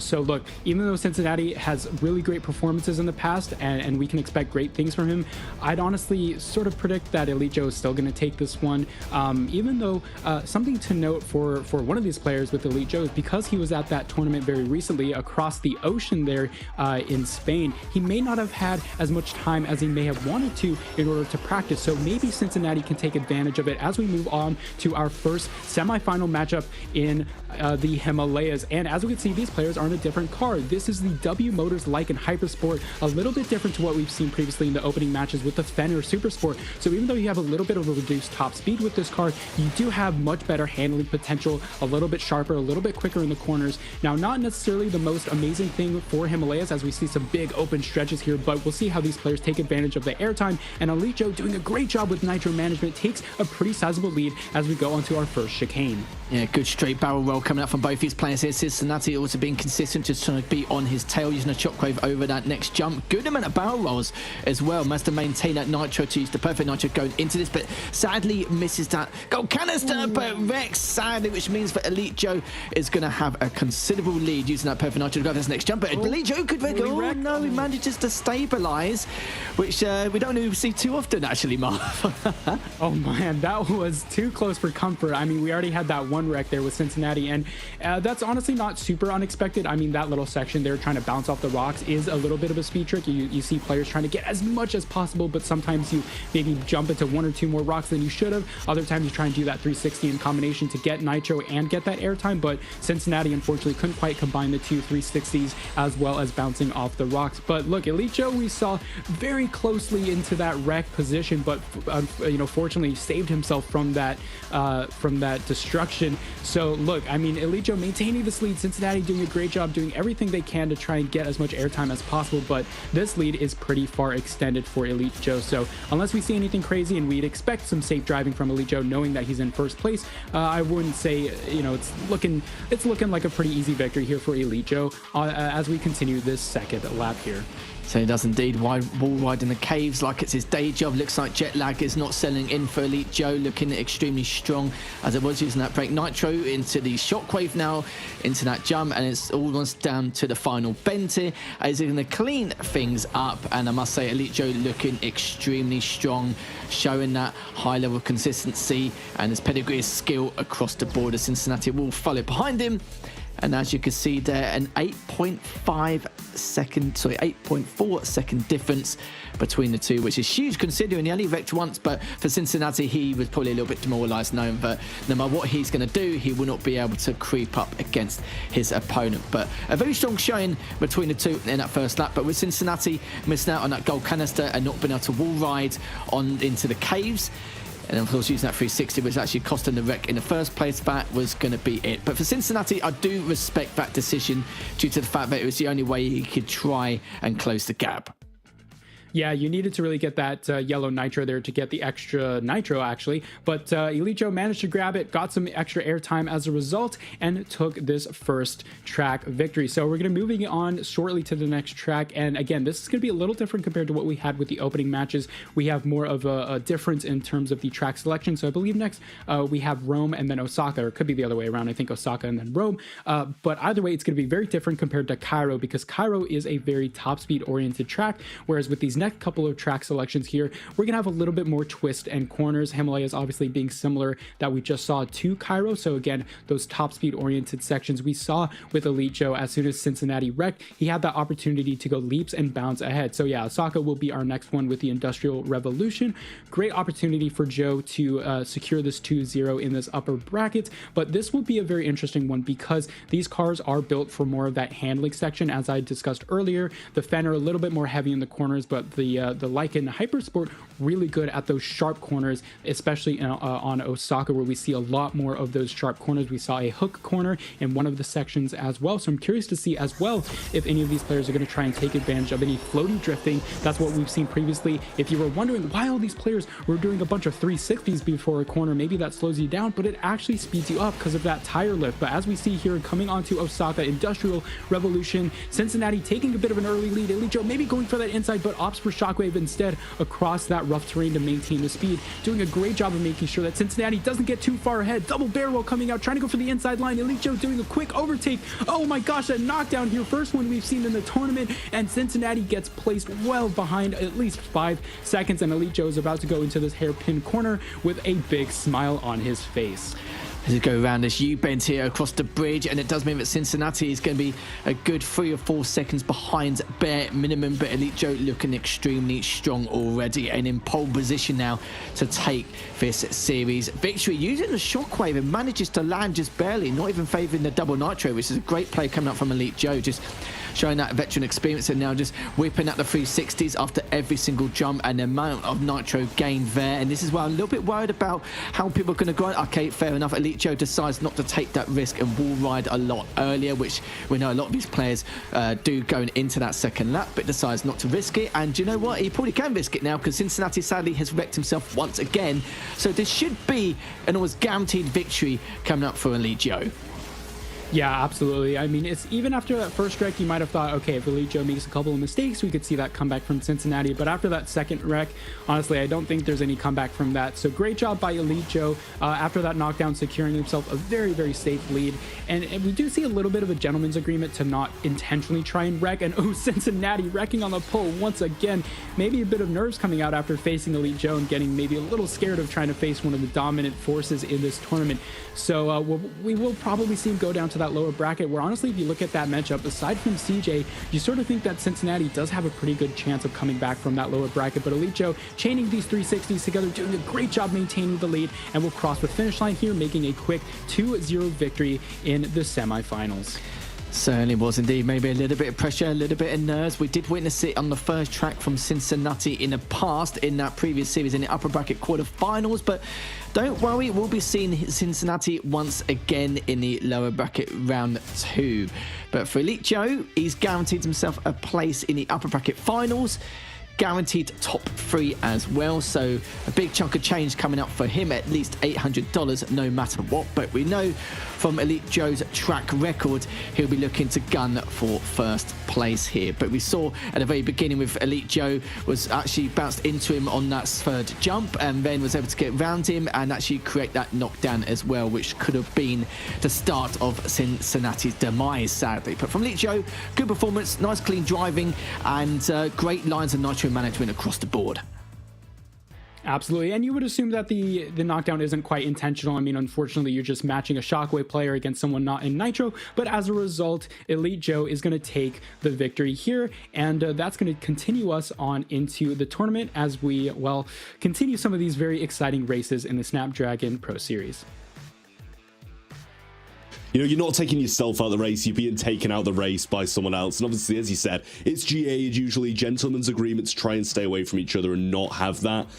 But, you know, occasionally it's just going to happen, isn't it? And it's really disappointing to see Cincinnati drop down to the lower bracket because of that. Other than that, it was pretty one-sided towards our favourite in this competition, Elite Joe, who does move all the way to those upper bracket finals. And Cincinnati, as you can see, drops below to be able to face the winner of Al versus CJ, which will be another absolutely explosive matchup. But before that, we do have Quim versus Pickle on the upside of this bracket. Both of them still got their 2 lives in hand, and they're going to be so thankful for that. We've got a big underdog in Quim, I will say, as you said, he just come into this one, bit of a newcomer to the competitive scene versus Pickle Marv, who is, as we all know, one of the top dogs. Oh, absolutely. I mean, you wouldn't say without hesitation that Pickle is the favorite coming into this matchup against Quim.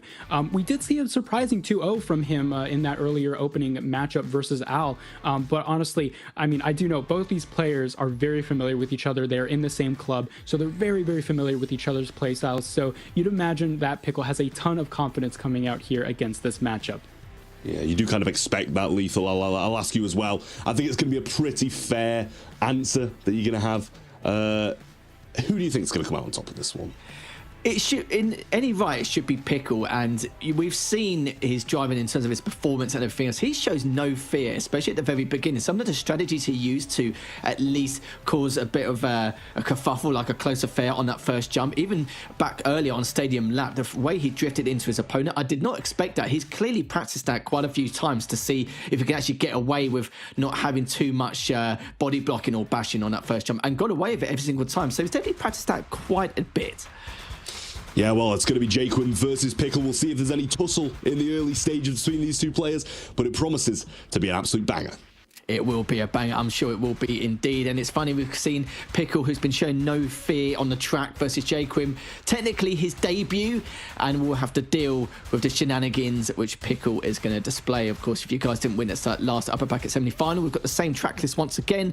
We'll be Frozen Route, Industrial Revolution, and Tempest Stream to finish things off if it does get that far, which it definitely could do, as Quim hasn't truly been tested as of yet. But Pickle is going to make a change to that, Marv. Yeah, I mean, look, we saw that little bit of a surprise in that opening matchup, but it seems like Al had a little bit of an issue with the control scheme. So as you mentioned earlier, may not have been challenged as much as maybe he would have otherwise. So I'm curious to see how this is going to shake out, especially since Pickle is a very dominant force. Again, we'd assume there's going to be a pretty clean 2-0 coming out here. But look, we say that there's this gentleman agreement going around to not intentionally wreck another player, but there's always the potential for a newcomer to just come right out of the gate and go for that aggressive sort of play style, try and wreck, try and block, all that sort of thing. I mean, look, in terms of trying to get the victory, you got to do what you got to do. And so I'm curious to see if that type of gameplay is going to come out from Quim, maybe messing with Pickle a little bit. I mean, again, like I said, these players know each other pretty well, but we're going to start our series here on Himalayas. Again, a very top speed oriented track. We saw a couple of issues with that previous matchup between Elite Joe and Cincinnati. Some of the players sort of going a little bit too far with the speed tricks. We'll see if that's the case again here as well. But Pickle doing a great job with perfect nitro, none of them going for that early barrel roll. Sometimes you could lose a bit of speed, and opting not to go for the forced barrel roll on this ramp as well. But Pickle saving up nitro for that section here with Shockwave. Both the players doing forced barrel rolls. Quim just about making sure he doesn't wreck, but Pickle, as a result of that double barrel roll, is going to get infinitely more nitro here compared to Quim as we go into the close chicane here, going out onto that straightaway into the cave section. I'm curious to see if either one of these players is going to try and go for that 360 plus rock riding combo. Yeah, Jacob's playing it quite safe in comparison to Pickle, which is why he's slightly behind. But saying that, though, he hasn't actually lost too much time going into it here. Jacob now just doing what he can with a double nitro over that previous jump, and Pickle is actually opting to go for the 360 into the perfect nitro here. So this is where Shockwave could be coming out going over this next jump, and looks like both players are going to be able to ace that. But Jacob managed to get a lot more barrel rolls, so it means he will be able to close the gap ever so slightly once again, and Pickle could be well aware of that going into the second lap. Oh yeah, Quim ever so slightly creeping up on Pickle here, so it's not out of the woods just yet for Pickle. He's got to be a little bit nervous as we see some players in the rearview mirror here, both of them trying to go for that extra air time there on that jump. But we'll see how this shakes down. Pickle got that extra barrel last time around, but that's not going to be the case this time around. Pickle just barely avoiding the wreck there, and as a result, Quim catching up ever so slightly. We're going to see an inside line takeover. No, we won't. Little bit of a nitro punch there to try and maintain momentum. Quim trying to go for that inside line, just barely making sure he can get forward, but Pickle blocking him from that exit wave there, and it's still ever so slightly neck on neck, but Pickle ever so carefully makes sure he doesn't give up that lead just yet from the clutches of defeat. It looks like Quim is doing everything they can to make sure that Pickle can get onto that back foot, but it's just not happening. Pickle's doing an amazing job keeping these lines close. A little bit of a contact there and a knockdown coming out from Pickle. I don't know if that was an intentional 360. Pickle just slapping down the other member of RPM and making sure they don't grab this victory as he crosses the finish line in first place for our first matchup here on Himalayas. May have been intentional, we're not really too sure. You could see that Quim had using the perfect nitro at the same time, trying to get round him, so that 360. If it was intentional, it's an extremely great play coming up from him just to kind of deny any kind of ability to get round him or get past him and just close the gap in any way, shape or form. But Quim, in terms of his driving prowess, it's been looking extremely strong, great lines, and I must say there was a few moments where he didn't use too many 360s, but even using that yellow canister to then use that straight jump for the barrel roll, it shows that you don't actually need to 360. Quim decides to actually rely on his top speed instead, but yeah, you saw the wreck coming out, which is towards the very end, and honestly, for Pickle, like we mentioned before, intentional or not, that is going to secure him the victory in that first track, and you know, it's very clean, a very close affair between the two. That was some absolute incredible racing. You know, previously we saw on the track, we saw a little bit of that, I guess, errors coming out from some of those players. Again, almost slightly wrecking from Elite Joe, but then on the other hand, with Cincinnati actually trying to do the 360 with the rock combination, sometimes doesn't work out. Here, though, on the other hand, if it weren't for that one 360, I feel like this would have been the closest race we've had so far. So props for both players, honestly, no matter how this series goes down. That was some really nice, clean driving up until the very end, but we're shortly going to move on to Osaka, where it's going to be even more of a close quarters combat battle. So I definitely expect some more of that demolition derby type thing. I mean, we saw a knockdown in that previous series, again, Cincinnati versus Elite Joe. So I'm curious to see if there will be yet some more contact from these two players here. Yeah, it looks very good from Quim. We know we're looking for indicators coming up from him to challenge his performance. And I think he personally probably feels that he's the better driver in terms of what he could bring to the table. And he certainly has done. You saw how he was able to close the gap, really put the pressure onto Pickle, and could have been an entirely different story if that 360 didn't occur. So for Pickle using that backup strat, and we know that Pickle has absolutely no fear on the track at all in the slightest, he's more than happy to risk it even with that slight lead, and it was a risk worth taking here. He used that double nitro early on as he's trying to get over that first jump, but it means that he's going to get a bit more air time and a few more barrel rolls, but does have the nitro here to shockwave around this next corner. But it's going to be Quim lift the lead, and let's see the difference between the two, because we know Pickle had the lead the entire time on the first track on Himalayas, but for Quim, let's see how long and how well he can maintain it in comparison. Yeah, and something we didn't mention last time because it wasn't really available to us, but this hairpin corner is going to be everything for these players depending on how they shockwave out of it, how they take the corner. Quim going for the outside line, Pickle going for a little bit more of a middle route. As a result, gets a little bit more nitro as you exit that hairpin corner, a little bit more speed creeping ever so slightly up towards Quim's position. It's going to be very close here coming onto this rough terrain. Both players doing a great job making sure they minimize the loss of speed. Pickle getting a couple more barrel rolls there, so that's going to be interesting to see how that shakes out. Quim forced to do a little bit of some nitro punching to make sure he doesn't get off that line, doing some 360 helicopter moments here as we cross into that second lap. But both players doing a great job making sure to do some clean driving here. No mistakes so far from both these players, but it just felt like that little block in that first lap made Quim take that early lead and is maintaining it very well. Again, we saw that maybe he had a little bit of nerves coming into it, but that was sort of canceled out by what happened in that opening match. But it seems like Quim has really found his footing, especially here on this second lap, and it might turn out very similarly, or actually opposite, to that last moment where Quim has the lead this time around instead of Pickle. That's what I meant earlier in that first track. I kind of felt like Quim probably feels like he's the better driver on the circuit, but let's see if he can continue that, which he has done beautifully. But as we go over this next bridge later on, I think the question is going to be, we've seen both these players using the double nitro before they get that yellow canister to then go up, but they really need to use that shockwave if he can, but decides to use the double nitro to play it safe. I'm not too sure how Pickle is going to divide. Maybe he actually decides to favour the actual shockwave, but let's see if he gets to 360s over his next few jumps. Looking absolutely solid here. As long as he doesn't wreck around this next corner, which I'm sure he will not, as he's going to push himself towards the inside, gets across, wall rides, crashes just for the hell of it. Why not? Just to treat himself, and he was a full second ahead. And the way Quim's performing at the moment, it wouldn't surprise me if he bags a podium finish, if he shows this level of consistency at some point in this tournament. No, absolutely. Great job on their first opening here. I was honestly really surprised with the amount of skill. I mean, again, he destroys me in races otherwise, but like, you know, for your first time, we've seen a lot of newcomers sort of fumble at the beginnings here, but that was the complete opposite for Quim, managing to tie this series. You would have expected a quick 2-0 from Pickle here if you were to go from what the history book says, but Quim doing a great job of writing his own name in said history book, and we're going to tie this series at 1-1. Not too shabby from Quim, is it, mate? It's in terms of his debut performance, I think he was the same driver you mentioned where he's got a little bit of pressure onto him because he's coming to this competition. But normally when people feel like they're a little bit nervous, a little bit under pressure, it means they want to make an impact and a statement here. Normally if people come in without the pressure, it normally means, okay, yeah, fair enough, I'm here, I'm just satisfied that I've even got to this stage and qualified.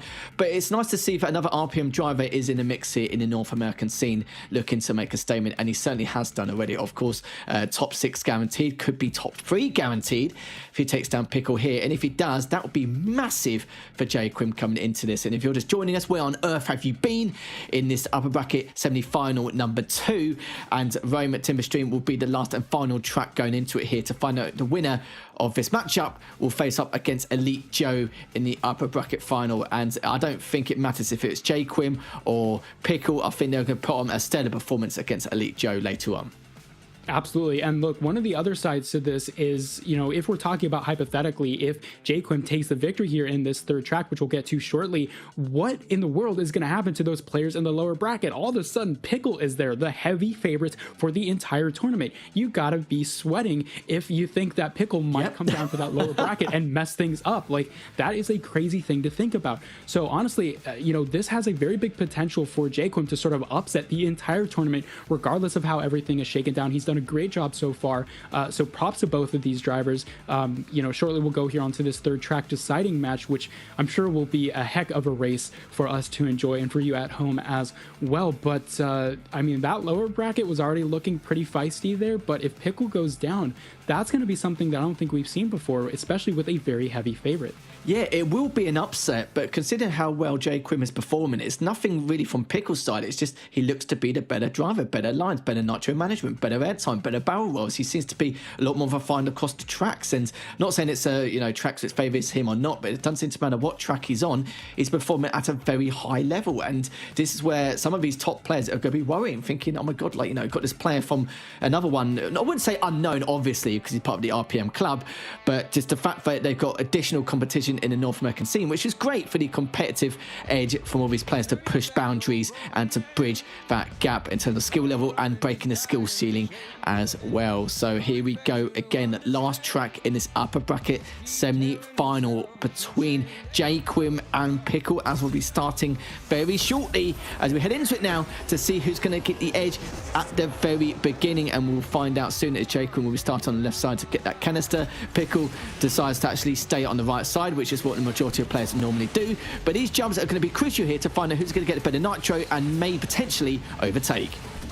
Yeah, we got a hop, skip, and a jump here over here on Tiber's stream, and this is one of the most crucial aspects of this race here. Oh, a little bit of an overspin coming in from Quim. That may allow him to do a little bit of a floaty, so he may have saved himself a little bit of momentum, but Pickle here is going to extend his lead, doing a floaty drift, as you can see right there. Quim opting for the nitro punch, and actually that's going to give him a little bit of an advantage. We see him creeping up ever so slightly to Pickle's position. This is now much closer than it was in the opening stage right there, and both these players getting shockwave here as they exit that little hairpin corner right there. Quim going a little bit higher than maybe he would have otherwise hoped for, so that allows Pickle to extend this lead ever so slightly, but right there it got a little too close for comfort maybe for Pickle. But again, as I speak, Quim getting ever so slightly ahead here onto this section here of this back straight or back corner here, and Pickle doing, oh man, just ever so slight earlier shockwave. That's going to allow him to pick up some speed as we head onto this second lap. It's extremely difficult to compare the two, but I see the speed's in favor of Quim here. Decides to actually prioritize the 360. He's going to get the nitro required. Will he be able to overtake? He's so close. 360 coming out for both these players again, and oh my goodness, the amount of nitro. He's going to get that double nitro into the perfect nitro here, and he's going to go around this corner for the shockwave. So close between the two, trying to get in the inside without losing too much speed. But you can see, look, he's looking to shockwave instead of the 360, but it's actually been body blocked by Pickle, and you can see Pickle's doing a fantastic job making sure to try and stop the gap from actually being closed out anymore. And because of that body block, it means that Quim did lose out a lot of speed in that last engagement. That block was it. I think if Quim tried to maybe go around, take a different route, we could have seen something else come out. But honestly, that save from Pickle trying to block Quim from approaching that tail light over there, that's going to do everything for his not only his momentum but also the speed going into the other corners. And Quim just falling short there. I think realizing now that there isn't really anything he can do. But Pickle will be crossing the finish line, our expected top bracket finisher. And great job by both these players. But Pickle will take it in the end. Very clean races here coming out, but it was just that body block from Pickle is going to win him this series. The one body block to change everything here. That's how close it was between the two. But again, we saw Quim with a stellar performance. Had a few opportunities to try and overtake, but Pickle just standing his ground, making sure to keep the inside lanes at all time. And also, in addition to that, just of course that body block just cost him way too much speed, which was then going to be the final curtain call here for Quim. But not fully though, as we'll see here in a lower bracket round 2 later on. He's guaranteed top 6 no matter what. But let's be honest here, Marv, we're going to see a lot more of Quim throughout the course of the evening. Oh, absolutely. This guy has been on fire so far. First appearance was really great, but as expected, Pickle is our series winner, going to be facing Elite Joe in that upper bracket final, which, hey, I mean, that's exactly what we want to see up there, but it's going to be the final before the final. If you want to talk about finals, I've said finals 14 times in a row now. But, I mean, if you're in that lower bracket, you know, honestly, I thought, you know, expecting Pickle down there was going to be scary, but now I'm looking at Quim, a stellar performance. I'm thinking to myself, this guy has actually proven himself for his first appearance. Yeah, he genuinely played really, really well there. And to be honest, you know, it was the expected outcome, but it really wasn't the expected route to the outcome. You know, we kind of expected a little bit more from Pickle, probably to sweep this in a quick 2-0, but Quim put up a massive, massive fight, and I think that just goes to show how much potential he's got. And as you mentioned at the start of the show, coming into this, he had a lot of nerves, and he clearly has ironed those out so fast, because he is just playing absolutely out of his mind. So we can expect, as you mentioned, to see a lot more from Quim throughout the rest of this evening. But Pickle does move on in a very close 2-1 win over Quim to be able to face off against Elite Joe up here. It's the expected outcome. You mentioned it at the start, Marv, and it's all coming to fruition. Yeah, absolutely. And so our first matchup here in that lower bracket is going to be Lightning versus Jaws, and that's going to be an interesting one because both these are relative unknowns, say for Lightning in the content creation space and Jaws in general, just, you know, a very good force to be reckoned with in the scene in general, but making their first appearance in this 1 versus 1 environment. So it's going to be curious because these are some play styles that we might not be familiar with. So I'm curious to see how this bracket is going to go down in general. But again, you're looking at CJ as well. But I mean, Quim has a very good shot of coming back from that lower bracket depending on how things shake out. I've got all eyes on CJ, Cincinnati, and Quim down there, to be honest with you. I think those are the three that I'm kind of expecting to have a chance of getting out of that lower bracket. And obviously, a little bit later down the line, they're going to have to face off and get revenge against one of the people who has made it to the end of the upper bracket to be able to make it all the way to the grand finals. But those are the three names I'm definitely looking out for as well through that lower bracket. So they've really proven themselves to me, and I'm sure the rest of them, the rest of us, and also the viewers at home as well. But the upper bracket final is going to be Elite Joe versus Pickle, and it's going to be an absolutely incredible match. Certainly will be indeed. Elite Joe versus Pickle. Let's see how these two titans are going to go absolutely at it. I think a lot of people would make the right assumption that this was the predicted outcome of how they were going to make it into the upper bracket final, but Pickle was truly tested there against Quim. So he's already had a very competitive match in that last upper bracket semi-final, and we've actually got two from the same region once again. We go to Shanghai for Pudong Rise, and then two US Midwest for Canyon Launch and Transcontinental Race here. So what's your thoughts on this track list going into the upper bracket final, Marv?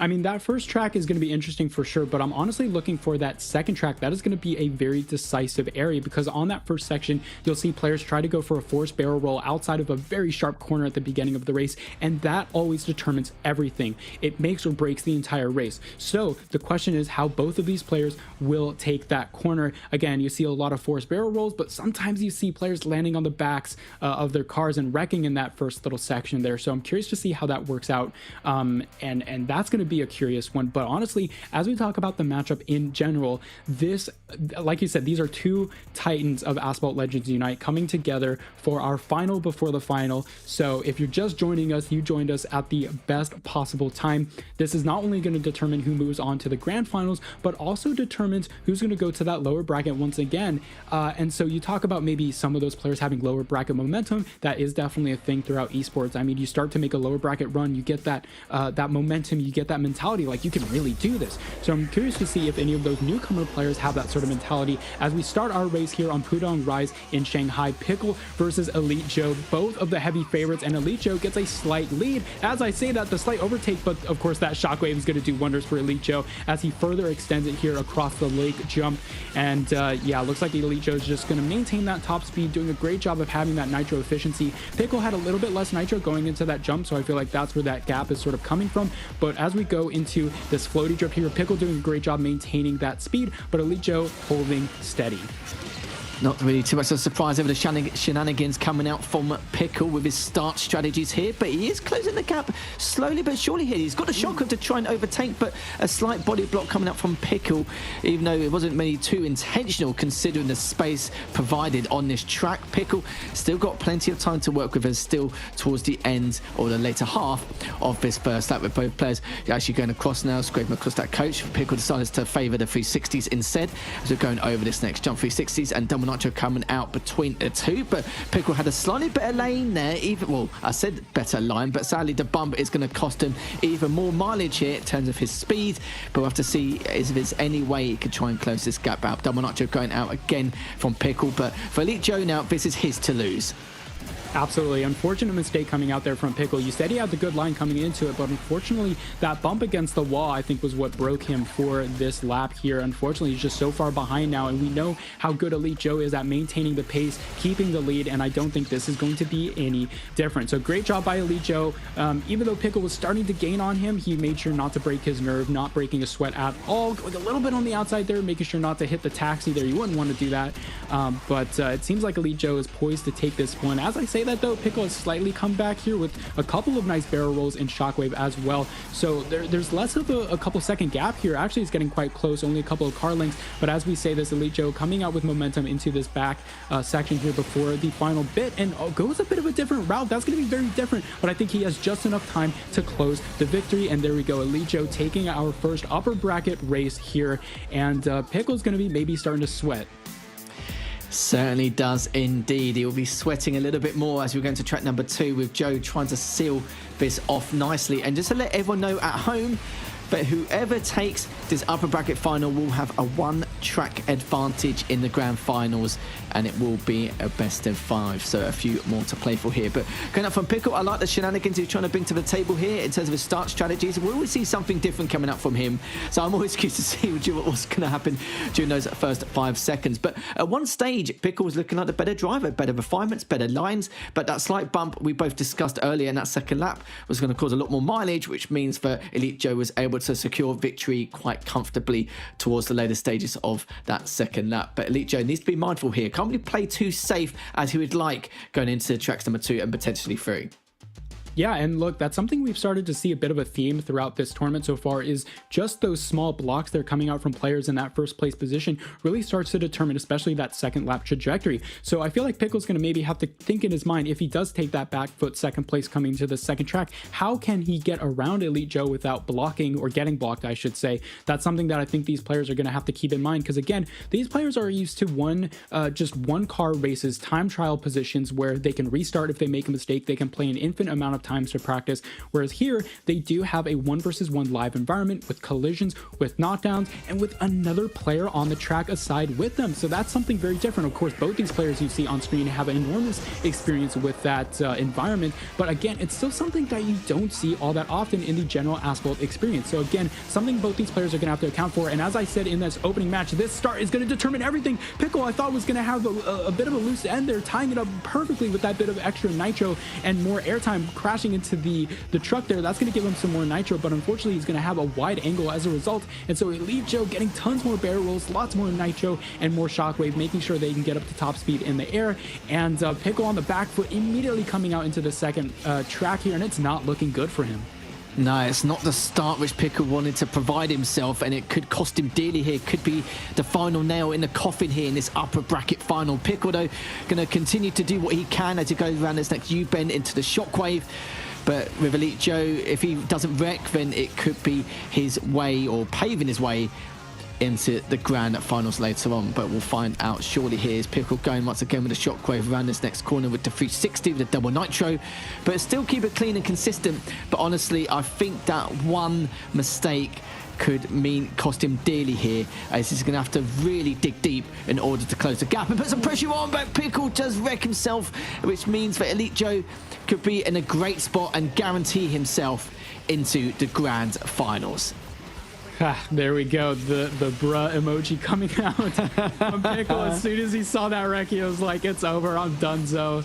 That's quite unfortunate coming from Pickle. I do like the attempt to try and go for that wall ride. You know, you have to get some momentum going into that second track, and especially on this track here specifically, this route, you usually just crash into that wall because it's right after the finish line after a first lap race. But in that second lap, you really have to be careful of that wall. So felt like Pickle was trying to do a very good job of trying to take advantage of the momentum he could have, but unfortunately Elite Joe making sure he has the safe route, and I was honestly expecting something different to come out for that second lap. Both those players are going to have to take that first little forced barrel roll a bit differently, but Elite Joe doing a great job of making sure he maintains this lead, and Pickle just too far back to have any say about this comeback. So Elite Joe eventually in a couple seconds here is going to guarantee his spot in this grand final, especially with that one track lead over whoever makes it. So Pickle going down to that lower bracket, but it is going to make it scary for all those participants down there. Because we know some players do take the left route on the first portion of the track, but if you get that barrel roll on that straight jump, you're literally laughing in terms of like the amount of pace you'll be able to dictate in terms of at least having that half to 3/4 of a second lead here. But because he only barely clipped it, yes, sure, he stabilized, which is great, but there was a huge amount of time loss, and of course the wreck onto the curb afterwards was just going to make matters even worse and just solidified the victory there for Elite Joe. So for Joe, we'll be seeing him in the grand finals with that one track advantage, which he's going to be pretty damn pleased about. Just shows that the jet lag isn't kicking his backside after being in that Lamborghini competition a few days ago where he did place third, but he's looking for victory here back on North American soil here, as he's been looking at dominance. And for Pickle, though, we'll be seeing him later on in the lower bracket final where he is guaranteed top 3, as we'll see how he performs later, Trav. Smooth sailing. I think that's pretty much all that can be said for Elite Joe there. He didn't really have, much against him at all. Pickle kind of having a few issues here and there, and how early that can just completely turn on its head. You take the first ramp, you make a mistake, and pretty much your race is over against a player like Elite Joe, who's just going to be so consistent all the way throughout.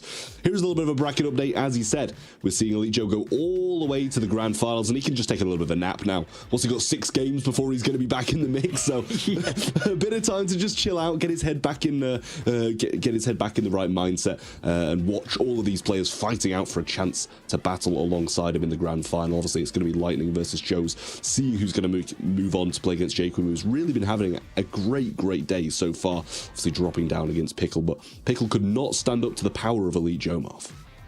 No, and this was a very interesting shakeup there. It was very unfortunate for Pickle, as we saw. I felt like both players did such an amazing job taking their lines super carefully, but Pickle just had a couple of those unfortunate mishaps, I would say. It's so hard to control the car when you go up against one of those wall rides. It's just, you sort of give into lady luck and say, I pray that my car doesn't get launched up into the stratosphere, but that's not what happened, unfortunately, for Pickle. Yeah, great job by Elite Joe to guarantee it. I mean, that's the thing as well. You know, when you're against a player like Elite Joe, you have to take those risks, and unfortunately, they just did not pay off. I'm going to try and get it right 50-50. If I pick the right direction, I have. Make sure to time this in. I do that wrong so many times on every single online cast. But it's down there. Get the code, get it in your game, get some free stuff, and you're going to be very pleased about doing just that. We've got a few more codes to give out during the stream as well, so make sure to stick around for more just like that. And we'll have a lot more to go as well. So make sure to get it in, get your free swag. You'll be very pleased about it as well. But obviously we've got so much more Asphalt Legends Unite action coming up very shortly. We're going to be heading on over to the lower bracket, where it's going to be Lightning versus Joes. Lightning versus Joes. Let's see how this is going to go. As you've mentioned before, Marv, that Lightning's known in the content creator space, but now in this competitive environment, we're going to hopefully see a little bit more coming out from him, as he had to play against one of the big favourites in the competition in Elite Joe. As we're going to be heading into Cairo Nile River, then at Greenland Fire and Ice. Oh, that's going to be a doozy one. And then Buenos Aires Stadium Laps. So yeah, this tracks 2 and 3. My God, spicy. Actually, to be fair, all of them is actually it's going to be quite beneficial for the driver who wants to pile a bit of pressure on from behind. So yeah, I'm a big fan of these tracks from what we're witnessing. Me too, but I will say for these drivers, you want to secure that 2-0 as quick as possible, because with the Fender Supersport, we've seen a lot of shenanigans going on in Buenos Aires because of those sharp corners. So honestly, you really want to take it to Cairo and then Greenland and shut it down in that second track. Greenland specifically, one of the best tracks for this car, but Cairo also not too shabby. Both have very great straightaways and sections for to let this car shine. The top speed is so high on the Fender Supersport, one of the best top speed cars in the game so far. But we see Elite Jaws taking a bit of a shockwave advantage there, ever so slightly creeping up onto Lightning, who had that early lead, but now maybe a bit curious as to whether or not Elite Jaws has something up his sleeve. So this is going to be an interesting battle here between both these two players in the lower bracket. You really don't want to be eliminated here in last place. We see separate track lines coming out from Joes and Lightning. Lightning opting to go for that section around the bend, but Joes taking that airtime. Doesn't look like it panned out too well, but he will take ever so slight speed advantages going for this upper section here, and Lightning going over his head with a shockwave deflects about the amount of time in the air he's got. But this has shaped up to be very close, and look, none of these players has really gained too big of a lead, and they're clashing one-on-one. Elite Joe's trying to go for that inside line. He's gonna get it, and in addition to that, he gets a knockdown with the floaty drift combination. So Lightning gonna be stuck with no nitro in second place, and now we've got a solid 5-second lead for Joe's. You can see the lines what Jaws was taking and his nitro management. I felt like it was just a matter of time before he would overtake Lightning. Depending on what Lightning had up his sleeve, but wasn't able to body block him in any way, wasn't able to put a stop to what he was up to. You couldn't really get into the inside lane as much as he would like to body block, which to give Jaws a huge advantage here, with Lightning trailing behind. But Jaws is just continuing on. He's acting like it's a time trial right now. No fear here. Shockwave now going into the pyramid, and I must say, great performance coming from Jaws so far. You can see that he probably wasn't too happy with that last series in the upper bracket for quarterfinals, and is here to continue and make a statement here in the lowers. Absolutely. I mean, also, none of these players too happy to find themselves into absolutely not matchup. Yeah, so look, I mean, both these players got to really get their A game on if they want to make an incredible lower bracket run, because obviously they're starting from the back. They don't have that advantage of starting only a couple of races to get into that grand final. So for both of these players, you really want to see some of the best races, and honestly, I do expect some risk taking to come out from both these players. I mean, we saw a little bit of that, and I think if it weren't for that knockdown, we would still see both these players neck on neck. But unfortunately, because of that, for Joes, we see him in first place. I should say fortunately for him, because he takes the first place, but unfortunately for Lightning, he is now stuck 0-1, and we're going to go into Greenland to maybe see if we can get the 2-0, but if not, Buenos Aires is looking pretty tasty for this Fender Supersport. Certainly does indeed. Joes with that victory there by just over 6 seconds, a huge margin, but of course that wreck earlier did not help thanks to Joes either. And for Lightning, though, still putting on a good performance there. It's not able to be as refined as Joes at the moment, but hopefully for Greenland Fire and Ice, we'll see a little bit more. But Lightning is a lovely guy, great stream as well, and we'll have to see what he can do in track number 2. Reverse sweep could be on the cards, but for Jozo, he's looking ahead to try and seal this 2-0. Yeah, it could have been that little floaty drift there. You're trying to do the 360 to get that tire to go up into the air. And that led Joe's to an early victory there, a very easy one, I should say, because of that, you have that huge 5-second lead. So when both those players trying to go for that floaty drift, unfortunately, you're just going to get that contact there. Again, we talk about that sort of gentleman's agreement to try and not knock down players. So we're not going to assume that like it was a super intentional dirty thing. But you do have to say, if you're in the lower bracket, you might want to do everything in your power to get ahead and secure yourself not last place, because that might not be the most happy thing for these players. But there we see a 1-0 lead as we go into Greenland here pretty shortly.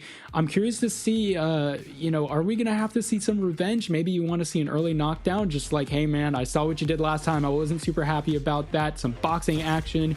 Would be much better to watch compared to Jake Paul versus Mike Tyson, I do have to say. But that's a bit spicy. Anyway, now we're on to Greenland Lightning versus Elite Joes. We're going to have to see if there's a bit of a difference here in gameplay. Neither one of these players, opting for that early jump. Sometimes you do see a wreck, and Lightning trying to go for that extra air time. It's not going to work out, and that gives Joes a very early lead. And not only is it an early lead, it's an extensive one. So unless Joes makes some incredible mistake, we are poised to see a quick 2-0 here on Greenland. I was going to say, hopefully it won't be as anticlimactic as that fight, because it was awful. But going into this now, it looks like Joe may already have victory here, because for Lightning, it's got a huge way to pave here, but will he be able to do it? It could, most probably will be highly unlikely, but it will do his best anyway to try and close the gap. Just has to rely on Joe's being able to make any kind of major errors or faults along the way. But with Joe's track record, I can't really see him doing that here. No, yeah, and we've also seen like a 10 to 15% lead here in terms of the track distance, which is just such an enormous amount. And especially going into these corners, the Fenner, again, can act like a little bit of a heavier car compared to the Lycan Hypersport, so you'll see a lot of speed loss here into those corners. No 360 floaty drifts coming out from both these players. You really want to try and maximize the angle of attack, so you won't see those floaty drifts, and we'll see this coming in from the early barrel roll. You kind of want to avoid that if you're trying to play safe, but Joe's is doing the opposite, doing everything he can to extend this lead as much as possible. You don't want to be eliminated from this lower bracket, and it seems like that is exactly what's going to happen for Lightning, unfortunately, in this 2-0 matchup here from Joe's. Doing a great job of playing safe, but also sprinkling a little bit of that aggressive risk style, as we saw. But it was just unfortunate for Lightning. You try and get out that early airtime trick by jumping onto that railing. On the iceberg, you can do that. You sort of bounce your car off that iceberg edge. You get a lot of speed because you get that 30% advantage of being in the air. But unfortunately, if you don't angle it correctly, as Lightning unfortunately did, it's really hard to grasp. It takes so much practice and effort, and sometimes the game just decides that you're not going to get it, and that seems to be what happened for Lightning. So tried really hard to get that early lead, but it just didn't quite work out, and Elite Joe's is poised for a quick 2-0. Certainly will be indeed, as Joe's now just finishing the job here shortly as he gets around this next bend with Shockwave. As I know, but sadly for Lightning, it will be a 2-0 here for Joe's. Well played from Joe's, as he's going to sweep that nicely, go into the next round of the lower bracket. Commiserations to Lightning. Sadly, we will not be seeing him again in the rest of the competitions, but well played. Great way to be able to, in terms of his performance, but actually qualifying for this event. It was great to see him here. Another good content creator coming out to really show their competitive prowess here. But it is what it is, sadly. But hopefully we'll see Lightning next time, not just on terms of the content creation side, but here at the Snapdragon Pro Series. He definitely has the skill level which he can provide, but hopefully we'll see him again in the future at another Asphalt Legends Unite event. But you can see Joe's will be your victor, and we'll be seeing him later on this evening once again. And there we go, Elite Joe's. Yeah, he's going to be going into that loser round 2. Well, hello guys. That was it was a swift match. Let's say it was a very, very swift one. But I do have to say, Joe's seemed to have deserved that one. Lightning, it's sad to see him go as our first competitor exiting this competition. But as you mentioned, Lethal, getting top 8 is a hard enough job as it is, and none of our players leave empty-handed either. They all leave with something. So it's nice to see him going home with a bit of cash in his pocket. Obviously, 2 games in a row being lost will exit you out of the competition due to this double elimination bracket. They had lost their life already, so they will be exiting the competition. But Joe's does move on, and that means we'll be see him facing off Jay Quim, which is going to be a pretty aggressive matchup by the way both of these guys have been playing. But up next we do have Al versus CJ, the battle of the two-letter names down all the way at the bottom of the lower bracket to see who's going to be knocked out of those two. And no matter who goes home in this one, Marv, it seems like it's going to be a really sad exit. Yeah, it's going to be quite unfortunate, especially for Al. We saw a little bit of control issues coming out there from that first opening match. It could have been so different if the controls were all straightened out. So look, we'll see if he had time to maybe reset himself and try a different method. Maybe that's going to work for him. And so I'm curious to see, but that makes it really tough to call for this matchup between CJ and Al. Two incredibly from what from past achievements, and obviously Al hasn't shown his best today. We really did see him, as you mentioned, have some control issues, and that kind of reflected into his gameplay, which didn't seem like his usual self. Against CJ is going to be a really good matchup. But obviously, if you look down there now, we do have this survey that you guys should definitely get done. It puts you into a raffle for $100 gift card, so make sure to get that going, get it completed, send it in to us with some feedback for the Snapdragon Pro Series, and we will thank you by entering you into a draw for that $100. So definitely get that done. But obviously we do have this incredible matchup up next, as I did mention. And Alith, I'll come to you again. You seem to be doing pretty well with your predictions so far, so I'll ask you that same question once more. Who's going to win this one?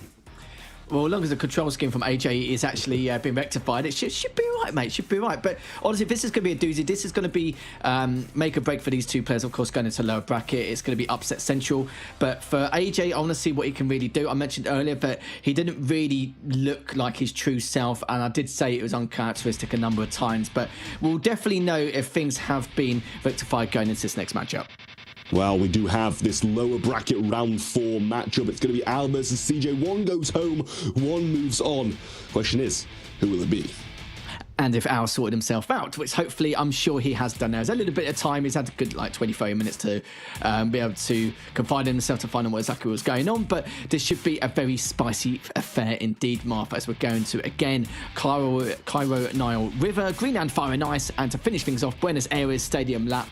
And we'll have to see how things are going to go between the two, because I kind of feel like this matchup, this is something you see for top 4, and not for top 8 going into top 6. It's quite crazy to think about.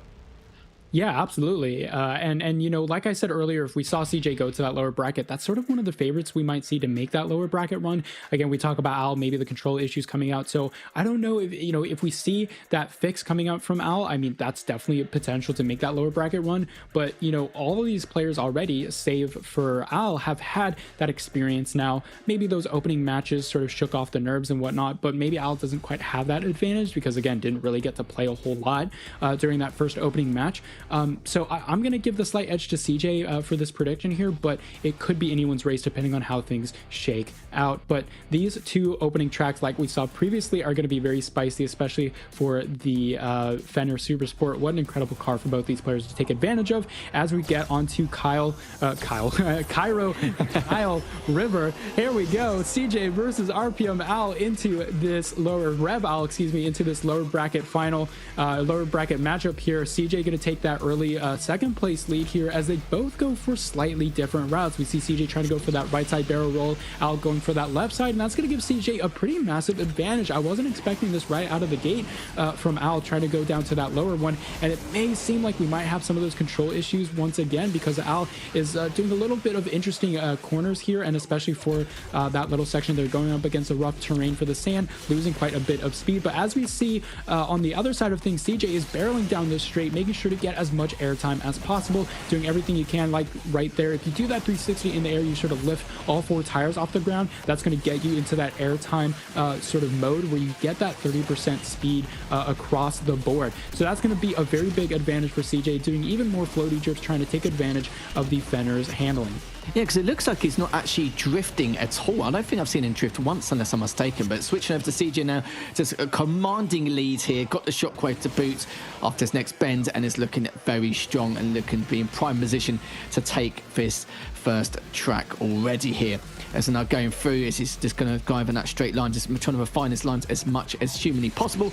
As to switch over to Al here, yeah, I kind of feel like he has pretty much given up already. But I do feel like, yeah, something isn't right, because I don't know if you've noticed, changes, but I feel like he hasn't drifted once. So I don't know if it is a control scheme issue or anything like that. But CJ just absolutely running away with it, and I think we can safe to say it's a guarantee that CJ will be taking victory in his first track of the series.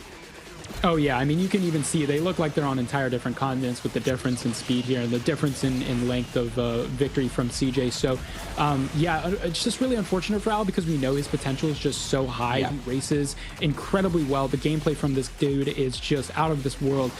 Again, both these players doing some great runs to get here again for that qualification, but also CJ 360ing into the wall. I don't know if that's going to give Al enough time to catch up, but certainly a little bit interesting from CJ. Maybe knowing that he could take some more risks than maybe otherwise could have.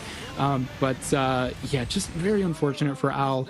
It could have shaped up really, really differently if the control scheme issue was sorted out. Again, you may look at this and say, well, what's going on? Why is there such a big difference? But you have to remember that both these players are at the absolute elite of Asphalt Legends Unite. Yeah, as you see, no drifting, as you mentioned, and rightly pointed out. So I think that's sort of the main issue. If you're not able to drift in this game, that's sort of giving you a big disadvantage. But CJ will be crossing that finish line a couple seconds earlier, giving him a 1-0 lead in this lower bracket matchup. Yeah, very odd, I think is the correct word, but I'm not going to take anything from him because I don't want to grudgingly say anything about his skill or performance, because we know he plays extremely well. A previous champion, like this is what I'm talking about. So I do feel like something personally isn't right. I could be completely wrong, but I want to make kind of like a statement there just in case, because it just seems weird that I didn't see him do one drift, and that obviously if you don't drift at all in this game, it's going to cost you dearly, which is just mad, like absolutely crazy. But CJ, we're not going to take anything from him. He does become the victor here on this first track in the series. One more, we'll be able to seal the deal here and see him into the next round of the lower bracket here. But I hope if there is anything happening with Al, that it'll be rectified in time. If not, then I'm sure we'll see him again in another Snapdragon Pro Series Asphalt tournament. Yeah, absolutely. I mean, what we might want to talk about though is, CJ continuing. I mean, assuming if the issues aren't fixed, CJ's pretty easily going to probably take this next track. So talking about maybe the matchup with Cincinnati, honestly, that's going to be a very, very interesting one. Yeah. Was that the one we already saw? No, it was Cincinnati versus Joe's. So I think both these players may not have faced each other before, so it's going to be very interesting to see how that goes down. But look, as you mentioned earlier, Al did have a previous victory here with the Snapdragon Mobile Open Season 3, and then on the other coin, or on the other side of the coin, we had CJ with a third place in that season for appearance. So again, both these players, it's not like Al came out of nowhere with somehow qualifying with some miracle run. He's a very good veteran that we've seen previous times before. Again, same thing as CJ. So CJ just doing a great job making sure you play safe, because hey, look, regardless of what happens, if CJ wasn't playing as safe or as good and wrecking all the time, Al would have the potential to win. Yeah. So don't want to take anything away from both these players as we move on to San Francisco here, which is a bit of a change up. So we'll see both these players try and snatch an early victory, especially with that 360 coming in. Looks like CJ's trying to opt for that, trying to get more nitro, but as a result, Al actually taking an early lead, going through that inside line, but CJ with that shockwave is going to extend that and go ahead and take the overtake on the inside there for the next chicane. And I feel like, oh, there we go. Bunch of barrel rolls, or I'm sorry, 360s coming out from CJ is going to give him so much more nitro, and I'll trying to take that safe route, not bumping into anything with the 360s, but as a result, won't have any nitro whatsoever. It does indeed, yeah. It does look like Al's playing on an auto drive. It looks a bit interesting in itself, but we'll let him crack on anyway. He managed to stay onto the track, but CJ just doing everything he can here to extend his lead with the shockwave into the double nitro over the bridge, and we'll have time now to shockwave over this next jump before going underneath this next bridge to then put the nitro over into the double, and he's looking pretty damn strong here. And I must say, it's looking like he's going to be the clear victor here and looking to close this out in a clean sweep. But Al got a little bit stuck in a barricade. I think that could be a matter of the fact that his time is up here. But yeah, it's we'll have to see. We'll have to see what happened. Well, maybe we'll hear from him at a later time to find out what exactly occurred here. But CJ will be looking to try, and Silver's just going to finish this off. Basically a victory lap now, going around this next bend, and we'll be seeing him against Cincinnati later on in the next lower bracket match. Yeah, I was getting reports that his original control scheme wasn't available to him. He normally does play on controller, as far as I'm aware, and I guess for whatever reason that wasn't available to him. So I had to try out some different controls. And look, I mean, something we do talk about often in Asphalt Legends Unite is the control scheme. I mean, a lot of players use different preferences. I prefer tilt. Some players prefer touch drive. Some players prefer a controller. Some players want to do mouse and keyboard. CJ going a bit too far, flying a bit too close to the sun. But ultimately, the lead is just so big that he's going to end up taking this quick 2-0 here, continuing on into the lower bracket as a result of some unfortunate control issues for Al. But nice to see him appear here. Great job qualifying yet again, and I'm sure we'll see him in no time for the next roundabout here for the Snapdragon Pro Series. And great job from both these players. Yeah, for Al, congratulations to him, but I'm sure, well, certain that we'll see him at some point in a future Snapdragon Pro Series Asphalt Legends Unite final. But it is unfortunate if that is true about the controller scheme, because I'm also a controller player, so I would probably be in the exact same boat. Well, actually, no, I wouldn't be, because I wouldn't have qualified. You understand what I mean anyway. Of course, everyone's a little bit different in terms of their scheme of play, but it does make sense, because when I saw him not drifting and not playing like his usual self, I knew instantly that something was not right. But a lot of people are going to be aware of it. But GG's anyway, we'll see Al at a future event no matter what. And for CJ though, we'll be seeing him now fly into the top 6 and in the next round of the lower bracket here. So I have to see how much further CJ is going to go, and he has been looking pretty damn strong so far. Yeah, I mean, you don't want to take anything away from this victory for CJ, doing a great job of playing safe, secure, and getting that lower bracket win there. Great job to continue on, and we'll see if he can, continue that lower bracket streak. Again, once you start to get momentum, it can be anyone's game in that lower bracket derby. I will say it's really disappointing not to see Al being able to play at his best. Obviously, he's, as we've mentioned, won a Snapdragon Pro Series event before, so definitely has the accolades to be able to take on the best in the North American region, but will be defeated by CJ now and knocked out of the competition. I think it goes to show, as you guys said, CJ has shown a lot already so far, so let's not take this away from him. This victory is very much well earned for him and has managed to take down Al in that 2-0 fashion. We will have Quim versus Joe's up next. It will be quite a tussle at the start, by the way these guys have been playing so far, and then Cincinnati versus CJ after that, and the winners of both those games will face off to see who will play Pickle for a chance to get to the grand finals of the open finals of the Snapdragon Pro Series here. It's going to be a great couple of games, Marv. I cannot wait to see who's going to be able to come out on top of these ones. Yeah, both of these lower bracket matchups are going to be spicy, to say the least. I mean, you see Quim have that sort of momentum going into those upper bracket matchups. So honestly, I'm looking at him as sort of the favorite between Quim and Joe's.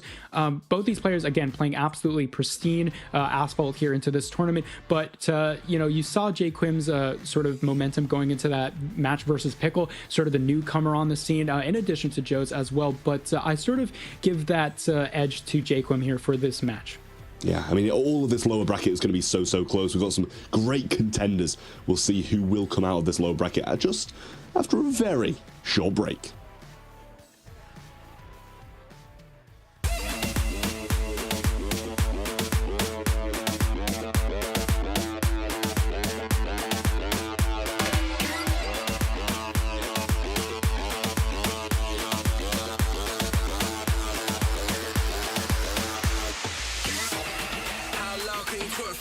How many strip clubs that you work for? You a beast type of hoe you get murked for. I can tell a lot about a girl on the first foot.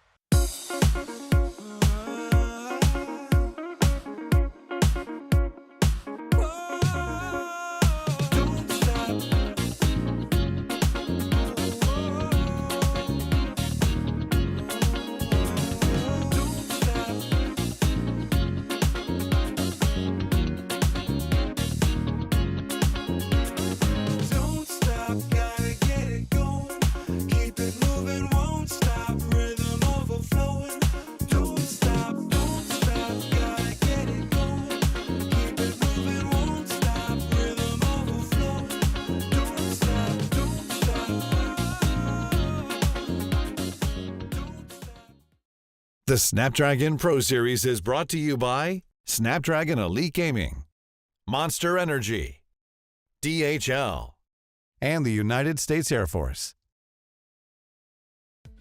Just 5 more games to go in the Snapdragon Pro Series Open Finals for Asphalt Legends Unite. We've had such amazing games so far, 12 of them in fact, I believe, and every single one of them has not disappointed. It's been an absolutely wild ride, Mouth. Absolutely, and at the culmination of things is Elite Joe staring down at that upper bracket. He's got that one-track lead, of course, coming from the upper bracket into the grand finals. And look, it's no doubt that we expected to see him there. So it's all about how this lower bracket shapes up. It's just a question of who he's going to be playing against. But we know who J Quim's going to be playing against. It's going to be Joe's up next in this incredible tussle of a matchup. That's right, indeed. J Quim versus Joe's. Here we go. And this is for a spot in the round of 4. Going into the track list, we've got US Midwest Canyon Launch. We'll have City by the Bay, one of my personal favourites, and then back to San Francisco once again for a slightly different route over in Tunnel Jam. And I must say, this is going to be definitely a spicy affair once again, because I do like all these tracks going into it. And we're going to find out how things are going to progress in the Canyon Launch. But the way J Quim's been playing so far, I feel like he is one of the favourites to get at least a top 3 spot here. So Joe's is going to be potentially in his way, because Joe's has also been performing extremely well.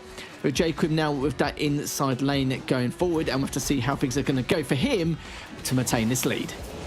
And here we go, trying to get that double barrel roll. Joe's does it successfully, J Quim not, but he still maintains that lead, both getting shockwave, thankfully. And it looks like we're trying to see a bit of an overtake from Joe's. Gets that airtime, just barely jumping right in front of J Quim. One early lead, an incredible showcase of talent here from Joe's as he takes that early lead into our first lap.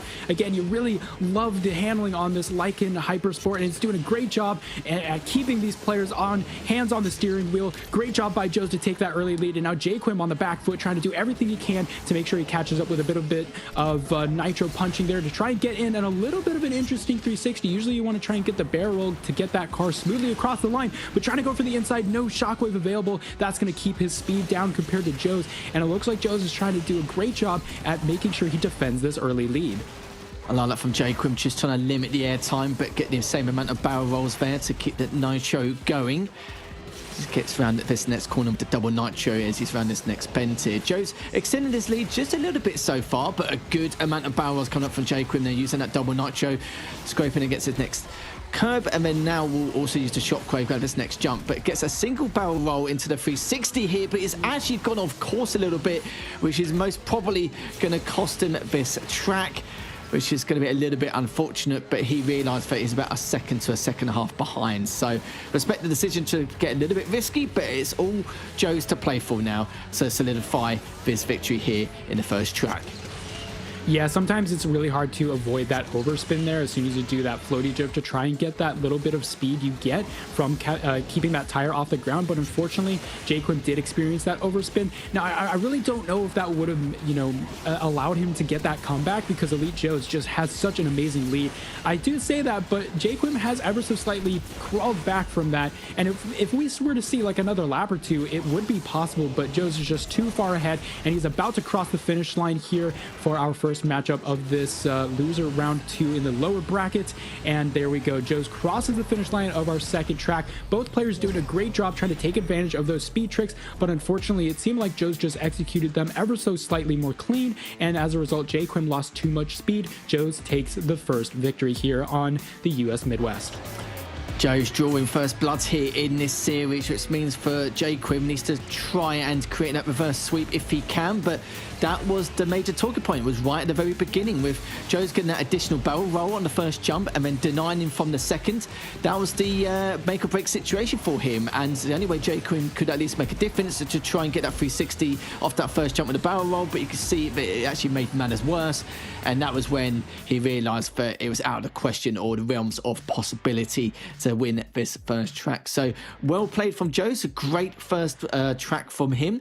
Will we see that high level consistency again? We'll find out shortly, but it's just amazing with Asphalt so far here, Marth, at this high level play, or the pinnacle of in terms of the skill levels here these drivers bring to the table, but how little a change could make a huge difference here and an impact for these drivers. Yeah, and normally, what I would say for, depending on the matchup of drivers, we'd say, okay, now we'd expect a 2-0 if we had a heavy favorite, but this time around, it's really anybody's game, especially with Quim having a lot of momentum coming from that upper bracket as well, facing off against what you would assume to be the heavy favorites in Pickle. So honestly, there's really anything could happen for this second track. I wouldn't be surprised if Quim secures that second track and we have to go to a third one, which I know you would really love, Lethal. Of course. And I would too. I mean, we want to see as much action as possible. And we really didn't see a whole lot of contact as a result of that first lap, how that sort of shook down with that overtake we saw. But as a result of that block, Quim was sort of forced to go on that lower section there, and he almost fell off the train tracks, but did a great job of saving himself. Unfortunately, it just wasn't enough. But here we're moving on to Tunnel Jam in San Francisco, and as you'll see in a couple of seconds, the name is exactly as it says. There will be a Tunnel Jam, lots of sort of close quarter combat here as we see Joe's taking that back foot there, both of them doing 360s here, and eventually they'll go onto this little sand dune, try and get some speed. We'll probably see another floaty drift as they go onto this corner here. Yep, there we go, both the players doing it. Quim having a lot more nitro though, as a result gets that early shockwave, extending the lead even further than what it was in the beginning. So Joe's really has to get some more nitro here, and as I say that, we do see a little bit of momentum loss from Quim, but it does look like he's going to keep this lead as they go onto the straightaway here, taking a bit of a wider angle from both of them, trying not to hit that section there. But Joe's unfortunately doesn't get any barrel rolls from that ramp. That's going to lose him a lot of nitro. As a result, Quim extending the lead even more as we get closer and closer to our second lap. Yeah, it could be the nail in a coffin potentially here, depending on the circumstances. Quim is looking a little bit better in terms of consistency as he now heads in to the second lap now. And for Quim, he just needs to play a little bit safe, not too safe because he's still about a second ahead, and there's obviously room for Joe to make kind of comeback here with the 360s coming up here into the double nitro. Shockwave now over in the sand dunes, as you rightly mentioned, and now with the 360 going around this next bend, he'll be using the shockwave into the canister once again. So it's looking very good from Quim. Seems to not really letting off the gas at all. It's just all gas, no brake here for Quim, and I like that from him. Quite fearless in terms of when to play it safe or not, but this is looking very good already. He knows that Joe's is directly behind him. Shockwave coming out again with those two barrel rolls now into the perfect nitro, the brake nitro as well. But this is looking very good for Quim already. As long as he plays it safe during this next 30 seconds, it should be okay, and we could be seeing a track number 3 potentially. Yeah, I think we're definitely going to see it as we come into the last hairpin corner. Quim securing the 1-to-1 tiebreaker. Oh, it was almost close. Seems like there could have been a comeback, but Quim secured it. Very good job coming out from Quim here in this second track, doing that little bit of securing that 3-track series here. We saw something similar against Pickle. So now it's a question of, can Quim follow it up with another victory over Jaws for this third track? I'm curious to see. Or will it shake out previously where you get that track on that second go about, and you sort of hope for Quim that, like, oh, you have that sort of newcomer blood, that sort of energy, but eventually get shut down in that third track. But here Quim just did a phenomenal job, and it really was a pretty extensive lead there. You saw a lot of differences in the routes that they took for that banking section there, and there we go. As a result, Quim doing a great job maintaining shockwave well throughout the series, and is going to secure that tied series. Yeah, taking it by 1.233 seconds. Looking very strong already. It was a little bit inconsistent in that first track, but now he seems to be back to his former glory, back to himself. And we'll have to see how he does, because in the previous series earlier, he was treating it like a time trial, but you can see the pressure's getting to him just a tiny bit, but still showing a high level of play here across the board.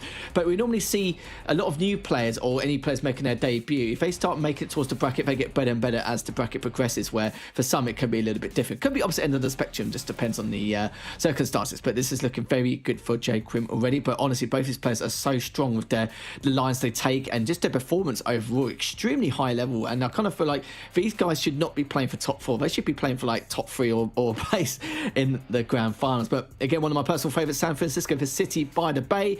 What a way to finish things up here for this series, Marv.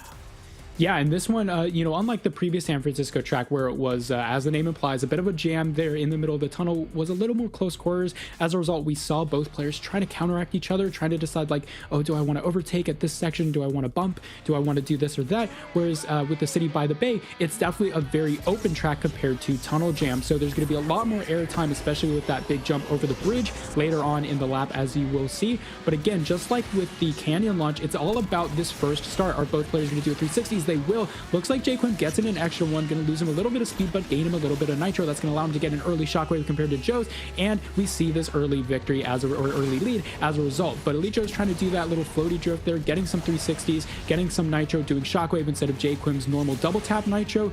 And unfortunately, it does seem though that it lost him a little bit of speed during this corner though. We'll see how both players take a bit of a different line, trying to get that air over the gap. Joe's doing a very good job of making sure he doesn't wreck, crashing into the bridge structure there. And again, this little section here where we see them going over top the Golden Gate Bridge in beautiful sunny San Francisco, it's going to determine how much airtime you get. Both the players doing 360s with the nitro to get as much airtime as possible. Quim opting for the barrel rolls, Joe's opting for those 360s. So it doesn't look like that really changed too much in terms of the lead going on into this hairpin corner into our second lap. Oh, Joe's got a lot more barrels in comparison in that last jump, which means he deserves to initiate the shockwave a lot earlier going over that next jump.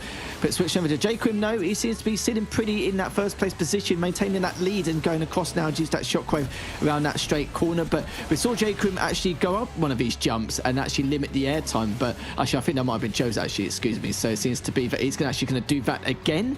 Quim now going this next corner using that shockwave. But you've got to remember, Joe's is only about half to 3/4 of a second behind it. Quim's still just keeping that consistency across the board, using that double nitro to get around this next bend.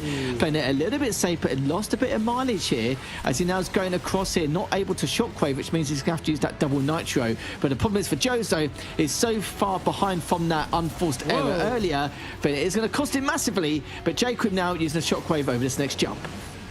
So many overspins coming out from Quim. I was a little curious to see if Joe's would be able to catch up, and he does gain a little bit of ground, but it won't be enough. Quim takes this series, finally doing what he could in that upper bracket and securing the 2-1 victory. We will see him advance to that lower bracket semi-final. Great job by Quim, and great racing from Joe's as well. Unfortunately, I think it was those shockwave differences and also that route difference as well coming out at the end there for Quim that secured him the victory. So both drivers doing a great job. We didn't really see a whole lot of dirty contact or anything, so it really came down to the routes, it came down to the airtime, and as well as the airspeed tricks, and it just seemed like Quim did a better job of executing them throughout this track.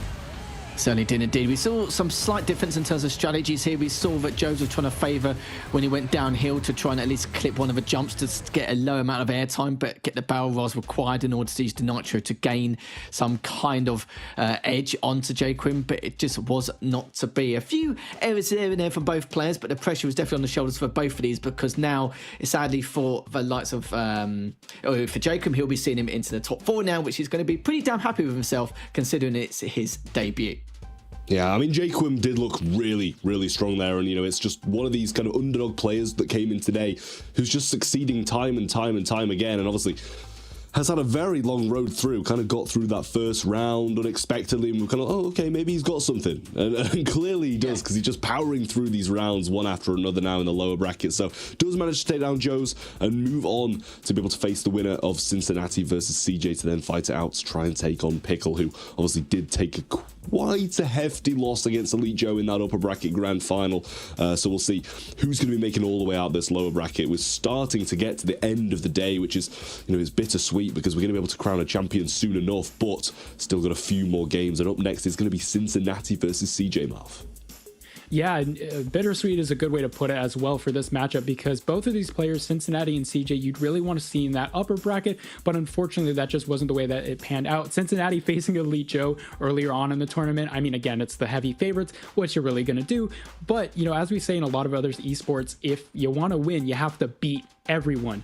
So even though you're sort of not favored going up against, you know, the heavy favorites for the tournament, you do have to win against them in order to continue on. So it sucks that one of these players is going to go home. But, you know, we talk about that lower bracket momentum, and I think both these players have a good chance of making it out. Yeah, it's really sad to see players exit, but obviously someone has to lose, someone has to win, and the players winning, they're going to keep on powering through this bracket and trying to trooper on towards the bigger amount of the prize pool, which is what pretty much everybody is here for at the end of the day. They're competing for the lion's share, so definitely want to get further and further through this bracket and try and make it all the way to the end, because these two players, Cincinnati and CJ, is a big matchup at the end of the day, and whoever wins is going to go on to face off against the winner of that previous match. So let's get straight into it. Cincinnati or CJ? And CJ, with that comfortable victory earlier on, is going to be facing against Cincinnati coming up next. And this is another match for the top 4 to see who'll be fighting it out against the next opponent after this. But I must say, it's going to be a very close-knit victory here for one of these two players. I think Cincinnati, we saw some extremely good performances from earlier, but there was also some shaky starts here and there in terms of his track performance as well, Sears. So I want to see what kind of Cincinnati we're going to get going into this matchup.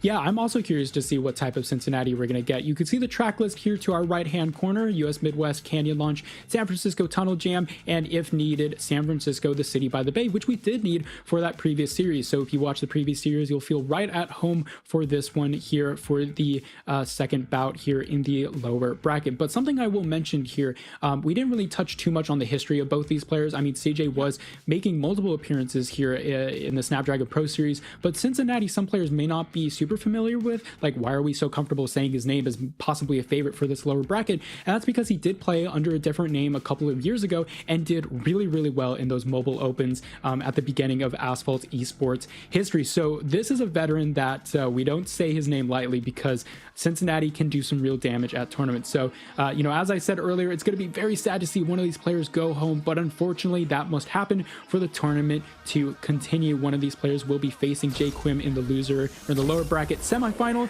And as I said, with the Canyon Launch, this start of the race is going to be so important. So that forced barrel roll we see, that's going to determine the rest of the lap here. CJ takes that early lead, trying to get both of those nitro bottles, not quite managing to do so, but has that lead. Only does one barrel roll. Cincinnati sliding in underneath with the double barrel roll. What an incredible showcase. And that's going to give him such an early victory, an early advantage here, as CJ tries ever so closely to catch up, but doing a great job getting that triple barrel. Cincinnati doing that sort of landing there where you have that shockwave to manage that expectations when you go down and lose that speed. Both these players still a little bit neck and neck, but Cincinnati with that double barrel roll undertake, if you might want to call it, was an incredible showcase of just the skill of both these players. And it seems like he got that lead into the straightaway now. Yeah, CJ did get an additional barrel roll on the second jump, but of course that first jump is so crucial because of the fact that you wanted to try and at least establish that high speed as early as possible. And we saw a little bit of body blocking, a little bit of clashing from these two titans here and there, but both players are able to get the shockwave to go around this next corner. CJ, though, managed to keep hold of that lead so far with a 360, go around this next bend. Shockwave coming out once again, as he's now going to break and manage to get over that canister. And CJ's looking very good so far. Cincinnati did get an extra barrel roll, even though he had a little bit more air time, but he does wreck on that first bend on the second lap. And that is going to sadly cost him dearly here, as CJ now is looking to try and secure this first track victory. Oh man, you hate to see the wall ride wreck. We've seen it so many times already in this tournament. I mean, as a result, what we saw CJ try to do is actually drift through that corner. You know you're not going to make it and you're going to hit into the wall, but that's so much better than possibly wrecking. And so that's the strategy that CJ took, where Cincinnati knew he was a little bit on that back foot, had to try and get as much momentum as possible. If the wall ride worked out, we could have been a very different story coming into the second lap, but unfortunately, that just wasn't the case. If you want to risk it, you got to go for the biscuit. So unfortunately, that just didn't pan out quite well for Cincinnati, but both of those overtakes in that first lap were absolutely incredible to watch. Cincinnati overtaking CJ through the under barrel rolls with the double, and then CJ opening with that overtake on the inside line. But as a result, CJ secured that victory lead here into that second lap, and CJ will take this first track here on the US Midwest. And this could give us the potential to see a third track, because both these players were neck and neck. It just was a result of that unfortunate wreck there on that wall ride, but CJ manages to take it here. Of course, that first jump, people probably wonder why, even though CJ got the extra barrel roll on the second jump and still Cincinnati, or CJ rather, was actually able to get a little bit more, it's because that first jump is crucial for the second barrel roll, because you're still in a kind of time and a place where you need to get that high speed available. If you're already at high speed and you get the extra barrel roll, of course you're not going to get as much out of it, but shockwave in that early is crucial, especially before you get into the tunnel. So because we saw that, we saw the overtake, and then CJ though will be taking the victory here in that first track with a 2:19.5 seconds there. CJ definitely paving the way here, looking to try and get into that top 4 spot against J Quim, who's sitting pretty ready for literally anyone at this point, considering what we saw from him with his skill level there. But honestly, and we know you guys in chat, You're asking for codes, you're looking out for codes. Where are the codes? They are coming. Don't you worry about it. We know you're kind of like edging to find out when they are going to come, but trust me, the next code will be coming up very soon if you do want any in-game bundles, tokens, or credits, which are absolutely vital for your needs. I'll be keeping a damn good lookout as well. But going into the second one now, I do feel like with CJ taking that, yeah, we could be going to a track 3 to consider in the circumstances, depending on how Cincinnati is going to perform in this next one in San Francisco. I mean, I got a big old smile on my face because in my head, I'm replaying those 2 overtakes on that first lap. Honestly, if you want to look at textbook clean racing overtakes, those were some of the craziest ones I've seen. We got a double barrel roll going underneath CJ to do the overtake at the very beginning of the first lap. And then just a couple of moments later, we saw the very clean inside line overtake. No wrecks, no knockdowns, no blocks, just some incredible precision driving coming out from CJ to clinch that victory there. Great job by CJ, making sure he hangs on to the lead. And props to Cincinnati to try and go for that wall ride in the second lap. Again, like we said, you want to do everything you can to maintain that momentum, especially going into that second lap. Something we don't talk about is we do mention the time trials, but those time trials are only 1 lap. So something that these players usually don't have to consider is how you're actually going to cross that line and go into the second lap. You want to maintain momentum. Usually, instead, you would try and finish, at the perfect angle, and you would just wreck afterward. You cross the finish line because it doesn't matter. That's not the case. So thinking about how you go into that second lap is super important. And both these players took very different strategies. And for CJ, it paid off. But both these players now on to San Francisco, and it looks like CJ again is going to have that early lead. Cincinnati, maybe he's going to have to try and do one crazy overtake yet again, but he does have that shockwave advantage, trying to go for the inside overtake, but CJ with the last minute shockwave to block him. Cincinnati on the back pedal now. What has he got up his sleeve? Oh, that was so important, but you saw CJ had a lot more airtime, which means Cincinnati should be able to catch up a little bit here, and he has done. Got the shockwave in his back pocket, and is going to be using it in that straight and narrow halfway here, and use that double nitro now to use that durability to get around this next bend. But Cincinnati's looking very good. He's taking a huge risk here, but actually wrecked himself on that next jump. So for CJ now, this could be a guaranteed victory here if he plays it safe for the next portion of this track. Oh man, I was wondering if a player was going to go for the trick that Cincinnati did, as you saw CJ going down to that lower section to try and get a very clean barrel roll. What a lot of players will do in the time trials, you'll just go for that airtime that Cincinnati did, because that, couple of seconds of airtime really does mean a lot. It's basically a 30% increase in your time, or decrease, I guess, if you consider it that way. But unfortunately, just a millimeter off what caused it. He hit his nose on the side of that ramp, which caused him to wreck. Again, if you were a millimeter maybe to the right, you would have seen a very clean overtake, because it would have just smoothly gone onto the barrel roll and off to the races we go. But unfortunately, just that millimeter difference there, hitting the nose into the ramp, caused the wreck, and CJ as a result has a massive lead. So I assume he won't go for that airtime there. Yeah, as you can see, going right to the lower section for the clean lineup for the barrel roll jump there over the Golden Gate Bridge. And unfortunately, even though Cincinnati's doing the same thing, trying not to wreck once again, it won't really net him any speed benefit. Also, not quite getting that yellow nitro bottle as well. So CJ is going to get this very clean 2-0 victory. Very unfortunate for Cincinnati, but great job trying to get that risky maneuvers out. But also on the other hand, CJ doing a great job with the safe driving, incredible lines, and he will continue on in the tournament.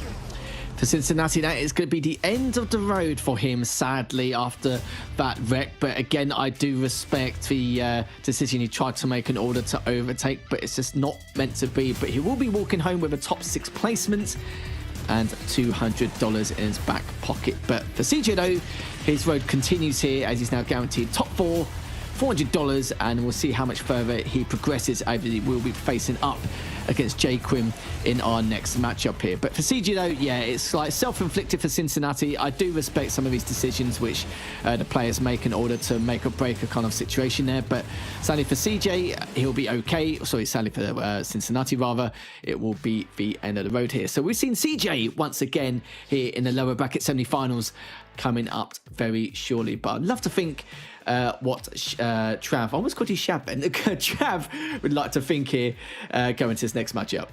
Yeah, no, as you said, it was self-inflicted, but, sometimes you kind of have to take the risks that are going to occasionally cause you a bit of pain, and obviously that's what Cincinnati had to do there. He was kind of lacking. He was dropping further and further back, so a little bit of a risk is kind of what was necessary, but, I could have shed a tear when I saw his car wreck, because, I really wanted that to go to that third one, because it seemed so close all the way through, so it's really disappointing that we didn't see any more of Cincinnati. We saw him back at Gamescom with a fairly early exit again, so disappointed to see him drop out of this competition competition as well. But that rounds us up to RPM, Quim versus CJ to see who will go on and play against Pickle. So this bracket is closing further and further down, getting us closer and closer towards the end. Joe still just sat there watching. Honestly, this man has had a good chill couple of hours just watching all of his opponents knock each other out, and only one person can actually make it all the way to the end, Marv. Yeah, and one thing we talk about is this lower bracket momentum, and both these players, Quim and CJ, may have that if they win and go up against Pickle, whereas Elite Joe, you're sort of sitting pretty. That could be a good and bad thing. Of course, you're not going to get eliminated in any of these stages, but you also might be losing a bit of that spark because you're not currently driving. So, I mean, this next matchup between Quim and CJ, we've seen some surprising racing coming out from Quim, so honestly, it's sort of anyone's game. I wouldn't really have a favorite. I mean, before this performance we've seen today from Quim, I would have said that CJ is the favorite considering the experience, but now that I've seen Quim take his shot on the road, I'm looking at him. He could take it. Yeah, honestly, it's such a well-balanced matchup between these two players. We will be able to see the result of it, but yet again, we're going to have to hit a short break. Don't go anywhere. We'll be right back. You got me thinking things I didn't mean to. You got me wanting things I never wanted. Is this the way you always get what you want? Alright, alright. You got me right inside of my head. You got me so, so close on the tip of your tongue. This is the way you always get what you want. Alright, alright.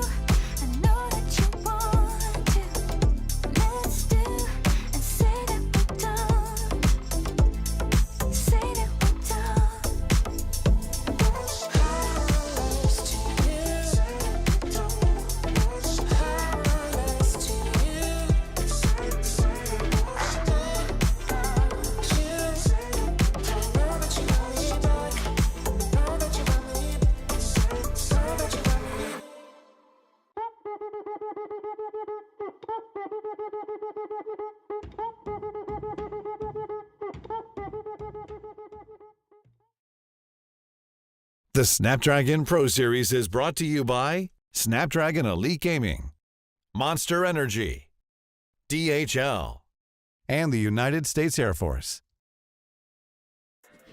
Welcome back to the Snapdragon Pro Series. We're yet again on Asphalt Legends Unite in the Open Finals. We're ready to, we're almost ready to crown a champion. I mean, we've got a couple more games before that. Up next is going to be Quim versus CJ, as we mentioned just before the break. Whoever wins this one will go on to play against Pickle, who has already defeated both of them, bear in mind. So they're fighting for a rematch. They're fighting for a chance at redemption, Lethal.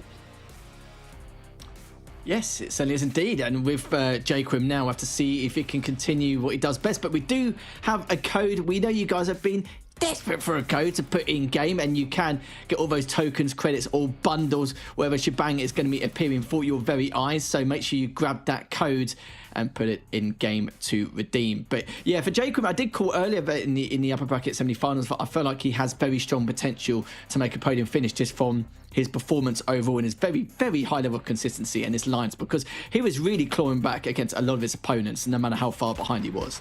Yeah, I mean, some would argue he should have been going through that upper bracket, had a really, really close game up there, but did end up falling down. But it is going to be Quim versus CJ to see who will get their rematch and their chance of redemption against Pickle.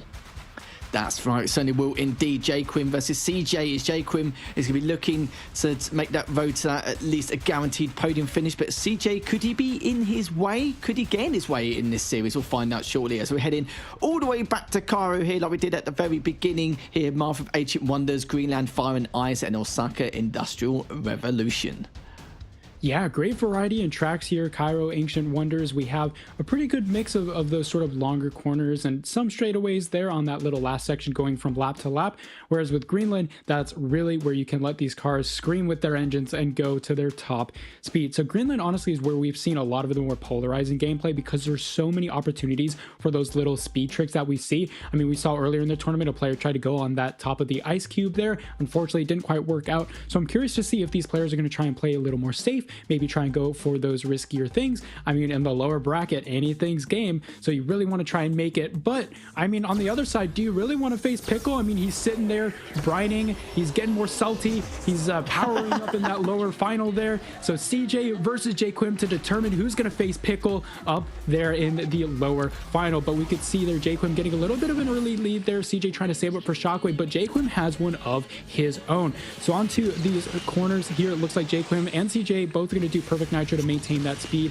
Quim saving a lot of that nitro for that air time there. CJ not doing a great job of like making sure that you can get that nitro in there, because that's super important. Although we do see a little bit of a corner hit there from Quim. That's going to allow CJ to ever so slightly creep up onto Quim. He's got to be sweating. He's got someone in the back sides of his mirror here, but Quim, oh, missing Shockwave ever so slightly. Again, that's going to give CJ yet another chance to maybe catch up a little bit, but it doesn't look like he's going to be able to do so. Are we going to see a little bit of a wall ride there? Yes, we will. No players wrecking, and CJ taking a much more inside line, cross-cutting onto that section there, making sure he doesn't wreck, doing a great job of making sure that this lead doesn't extend too far on the side of Quim as we head into our second lap. Yeah, CJ had to take that line in order to close the gap, which he has done, only by a couple of tenths of a second. He's directly behind him. Quim is well aware of it, using that break nitro with the perfect nitro here, and he's now going to perfect nitro all the way across to this next portion of this track. Double nitro coming out and managed to save enough to then 360 into the double, into the Shockwave, and is looking extremely strong already. But he knows that CJ is hot. The heels on his tail here. Shockwave coming out again for Quim.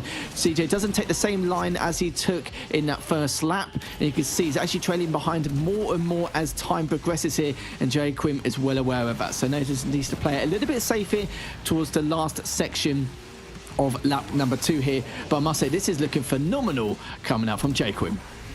Absolutely amazing lines coming from Quim. Yeah, as you said, very clean racing, lots of shockwaves, and there we have it. Quim taking the first track, and this is a bit of a different start. Usually he doesn't take that first track. We usually see him go on to that 1-1 tie, and then previously he was able to break that streak of losing that third track. So we'll see if this time he can clear it in a quick 2-0. But CJ and Quim opting to take slightly different routes throughout the course of that race, and even though they weren't drastically different, it just seemed like Quim had the ability to get more shockwave. As you can see right there, CJ forced to do double tap nitro, whereas Quim had the ability to do shockwave. So even though we did see CJ having some opportunities to catch up, I think it was just a really great job from Quim to defend the lead over the course of this track, and as a result, he is the first map winner in this series. Yeah, he defended his lead a lot better in lap number 2. It was like a night and day difference in comparison to what we witnessed, because you can see the pressure was on him quite a lot from CJ at the beginning. But yeah, lap number 2, it was just an entirely different story from what we saw from Quim there. Just a lot more refinements, better lines, great nitro management overall, and you can see how much more of a refined he was in comparison to lap number 1, which where normally it's the opposite end of the spectrum. Normally witness that in lap number 1, but Quim was able to look absolutely flawless going into lap number 2. So it does mean for CJ, the pressure is on his shoulders. shoulders? Will he be able to take us to a track number 3, or will he fall short and get a top 4 finish, which is definitely something which isn't too shabby, but I'm sure he's going to be looking to try and get that top 3 finish as well. And this is where, all the speed tricks, all your mechanics and fundamentals, everything you know about the game here going into Greenland Fire and Ice. I'm always quite excited to see exactly what situations are going to be pulled off, depending on who's going to be on the back foot between these two drivers. Yeah, and Greenland being one of the newer tracks, I mean, we talk about Cairo and Osaka, some of the more earlier tracks introduced in the game, whereas Greenland, on the other hand, there's a little bit more opportunity for these players to pull out some different speed tricks that we might not have seen before. So something that I like to look out for is, hey, if I'm seeing anything that these players didn't show off, because a lot of the times within the community, you have a lot of sharing of tricks, knowledge, routes, times, all of that sort of thing. I mean, the entire Asphalt community is just a joy to be a part of, especially the RPM clubs and the different clubs that you can join. But I'm wondering if any of these players have a little bit of a trick up their sleeve, especially on this track, Greenland, that they can maybe introduce to us that might give them the edge of victory. So both these players won't be opting for that early barrel roll. Again, as I said earlier, it's a little bit risky because sometimes you fall on the back like a turtle and you end up wrecking. But none of these players, oh my gosh, CJ opting to go for that trick there, gets a ton of 360s and a ton of nitro as a result. But because of the clean driving from Quim, he still maintains this early lead, both doing floaty drifts to try and get into the volcano section here. CJ multiplying his speed outside here with the shockwave, and Quim as well doing the same, doing a great job of maintaining this early lead. Yeah, Quim had the inside lane at the very beginning and is actually able to increase that lead over time, and a great display of skill coming up from CJ earlier on with those speed tricks. But the problem is now it's going to be falling behind a little bit more, as he didn't get enough barrel rolls to really maintain enough nitro to really gain the lead here. So he's at least a second behind, but still not too far off to par. A little bit of pressure on here, as he's actually closed the gap by a few more tenths of a second, which Quim, of course, is going to be well aware of here, as both of them using that 360 as they come up that ice tunnel, as they're now approaching towards the end of this first lap. Yeah, and here we go into the corner section here. The finish line is going to be ahead of this hairpin corner again. So again, if you pay attention to how these corners are taken from these players, you can see that some lines are different. Some of them trying to go for that inside. And then as a result, we just saw CJ bumping into a little bit of that corner. Is he going to wreck on this one? No, he's not. Great job controlling that barrel roll and doing a great job, following up with that airspeed trick. And he will gain some speed over Quim. But again, as we saw in that first lap, Quim just taking it nice, slow and steady, doing a great job, making sure his lines are clean, nitro management is perfect, drifting radius is great as well. And so as a result, even though CJ had that speed advantage, Quim doesn't lose a second of his lead that he's built up over the course of this track. Very close to almost wrecking there on that corner, but thankfully both these players making sure not to do that. This time around, Quim's going to get double barrel roll. Last time I believe he only got one, and he almost wrecked on that side there going into the barrier. This time around doing a good job of avoiding that as well. So really just some nice clean racing from Quim, and I think it's going to secure him the victory here.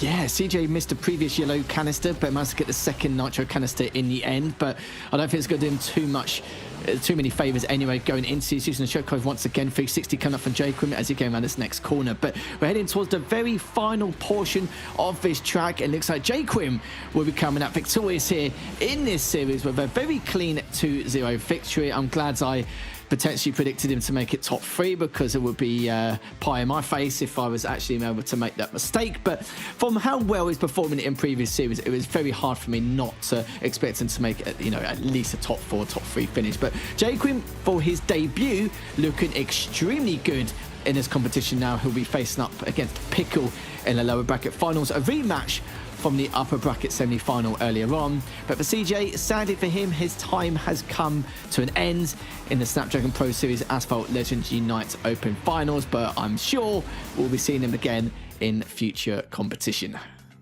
Absolutely, and great job by Quim making his first appearance and going all the way to the lower bracket final. Unfortunately for him, though, Pickle is ready and waiting, saltier than ever, and so it's going to be another rematch here, Quim versus Pickle. Can Quim use his momentum to possibly take that victory over Pickle? It was close, but it was unfortunately just down to the couple of knockdowns from Pickle that secured the victory for him in that upper bracket. Yeah, I'd love to see what Trav thinks. Trav, what did you think of that last series? Not too shabby from Quim, was it? him. Generally, like, he doesn't do anything majorly flashy. He kind of just plays the race as it should be raced and comes out on top the majority of the time. Disappointing to see CJ drop out, obviously, but Quim definitely deserving of moving on there in quite a swift 2-0 fashion. Obviously, earned himself the rematch against Pickle, which didn't go his way last time, but he's hoping that this time he'll be able to take that win and get to the grand final. Lethal, you mentioned right near the start of the show that how he was performing, you were expecting this this podium finish. It was just kind of a question now of how far up the podium he's going to get. Yeah, that's going to be the true testament here as well. I did say earlier that for Quim, I need to see someone to truly test him in what time of his performance and what he can do. And in that series against Pickle earlier in the upper bracket semi-final, with his lines and how refined he is as a driver, but also able to close the gap so easily and comfortably, kind of reminds me a little bit of Future Flash over in the EU scene, with how he can actually close the gap quite comfortably in terms of his refinements and his nitro management and just, you know, his pure fundamentals and mechanics. And it really is a joy to watch and a spectacle to witness as well. But for Pickle, though, he was able to close out that series previously with just, I think it's like a couple of body blocks, and that was literally it. That's how close it was between the two. So now Pickle has been sitting comfortably in that lower bracket finals, and it's just a matter of who's going to take it and who's going to be able to play up against Elite Joe, as he's sitting pretty in the grand finals with that one track advantage. Yeah, I mean, that's the thing now. It's kind of like Quim, he's just come off the back of a game. It's a question of, does the momentum kind of carry you forwards, or does it hurt you? And if he wins this one, he's going to be going back to back to back. So he's got a lot of work to do, but he is going to be up against Pickle in the next one. It's Pickle versus Quim. Yeah, let's see what Quim can do. Now, we've been talking about Quim a lot for the entirety of his tournament because we have no reason to come off his screens, really, as he's just displaying a great pedigree of skill across the board. But now Pickle did actually defeat him earlier in the upper bracket semi-final. If you missed it, 2-1, and then, as I mentioned before, it's just by 1 or 2 body blocks. That's how close it was between the two. But in the track list, heading to Rome at Tip Extreme, then Cairo 1000 minutes, and Himalayas 1000 routes. Now, Marth, what are you expecting from this matchup here? Are you expect it to go in the way of Pickle as we saw earlier in the upper bracket semi-final, or are we expecting something a little bit different going into this matchup? I mean, as we've learned throughout the course of this tournament, expectations can be broken. And as we saw with that previous matchup between these two players, it got really, really close. A lot more so than I think either one of us were expecting, considering Pickle was a heavy favorite. Quim going on a little bit about how he's a little bit nervous coming into his first appearance, and rightfully so. There's no shame in that whatsoever. But then surprised everyone with a very easy 2-0 over Al, and then continuing through that lower bracket run. He has the lower bracket momentum. Maybe Pickle could have been a little bit upset that he wasn't able to make that clean 2-0 over Joe to secure himself into that grand final with the track victory. So I'm not sure of his mentality coming into this lower bracket final. So honestly, it's anyone's game. I mean, if we see some more knockdowns, if we see some more sort of contact and collisions, we could see another victory from Pickle. But I wouldn't be surprised if Quim learns and says, you know what, I'm expecting that from Pickle, so I might have to bash back with a little bit of my own sort of dirty racing. So we'll have to wait and see if that's how it shakes down. So honestly, this is anyone's game, but of course you would have to say that Pickle is slightly favored just because of his resume here at the Snapdragon Pro Series. Yeah, it's just basically veteran experience, isn't it? I feel like from Pickle that Quim was the better driver on a lot of occasions when he was on the back foot trying to close the gap, but Pickle, with that veteran experience, as you mentioned before, he's a fearless driver, and I'm always very curious on what kind of shenanigans he gets to at the very beginning with his start strategies, because it's very risky considering the position he's placed himself in, and if he's going to continue to let those risks or not, which in my opinion he definitely will, because he doesn't seem to really care if he's on the final track of a grand final or if he's on the first track of an upper bracket quarters. It doesn't really seem to matter in that sentiment. But I do like the strategies he deploys and also his mechanics in the game overall. So honestly, it's really close to call. I can't really predict who's going to come out on top on this one. But for Quim, no, we mentioned it earlier already, but this is his debut, and what a debut already placed in top 3, which means he's going to guarantee himself at least bare minimum $800. Not bad for a day's work, but I need to stop saying a day's work because they've gone through all these qualifiers and the time limited events, but technically it isn't. But they've had to put a lot of time and effort in just to make it here for any of the players in the top 8 in every region. Yeah, and all of this hard work is going to pay off for both of these players. But to get a little less serious for a second here, because I want to do that as we take a look at the prize pool again, reminding the viewers that these players are not going home empty. And it's so cool to see them, how much work they put in and sort of get rewarded for the work that they've done, sort of discovering all the nooks and crannies of these tracks, making sure that they can optimize every single route. But could we see the fastest Pickle in human history with this car? I'm not too sure, but I always like to see Pickle go as far as possible because it's just fun to say his name during broadcast. You never expect a player with that name to just be such a darn good player and make it so far every time. So, again, with that veteran experience you talked about earlier, you're definitely favoring him in this matchup, but it's also fun to say his name, and I enjoy that.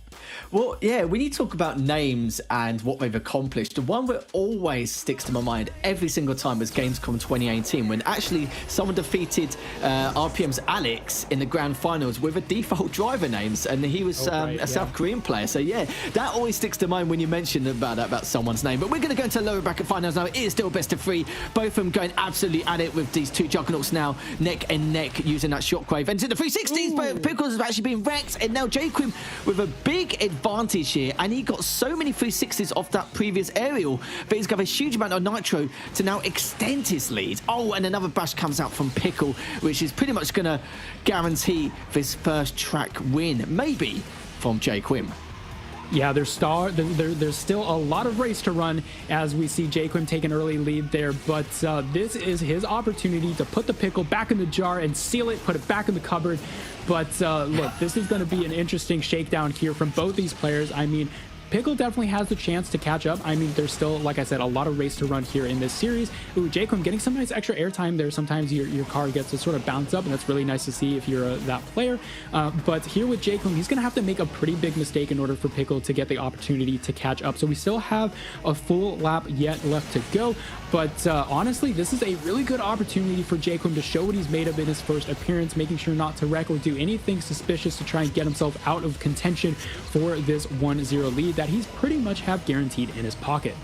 Yeah, I would say pretty much guaranteed at this point. Of course, with the wreckage and the bash earlier on, it's just to make matters worse, that's going to solidify the deal here. But we're just waiting for Quim to finish off his victory lap, and also to confirm the results are what we predict, because with a 5-6 second advantage, you'd assume so at this point in time, especially at this high level. But Quim, this is exactly what he needed in order to take the pressure off his shoulders to potentially make it into that grand finals later on, if they do. But you've got to remember, this is a best of 3. This is only the first track, and Quim is definitely well on his way to being victorious here. But this first track win is going to do himself justice here with the double nitro into the perfect nitro over on the finish line, and Quim will get that first track victory here in this series.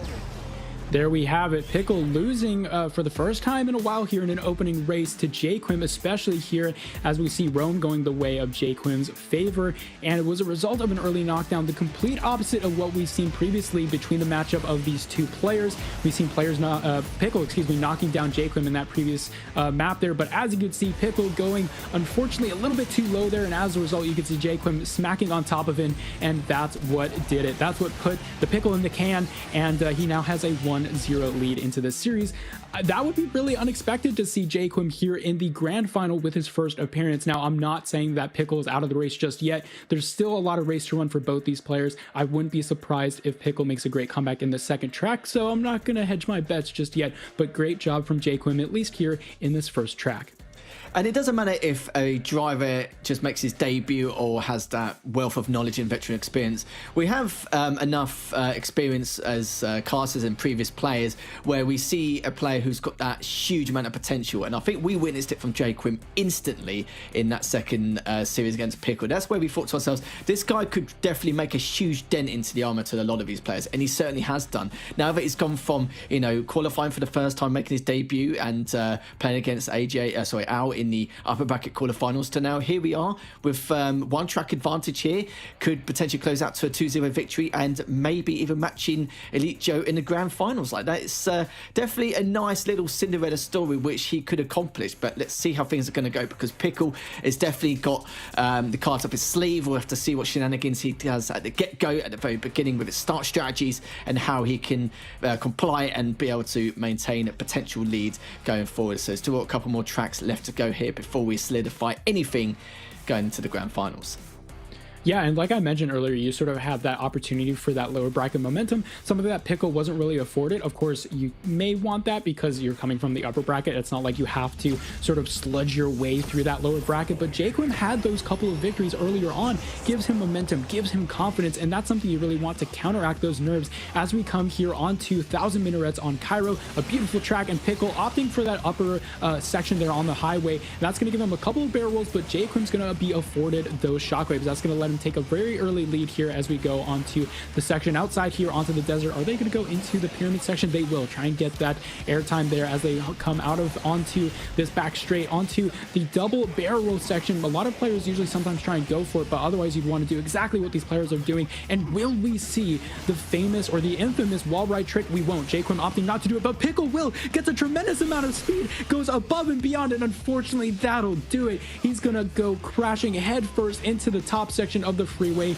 and I think that is all she wrote for the Pickle here at Snapdragon Pro Series Season 6. Again, there's still a lot of race to run. Could be a great sort of matchup if Pickle manages to get this comeback, but unfortunately that wreck might have done it for him. It's just great racing coming from both these players, but Pickle trying to go for that, maybe a bit too ambitious.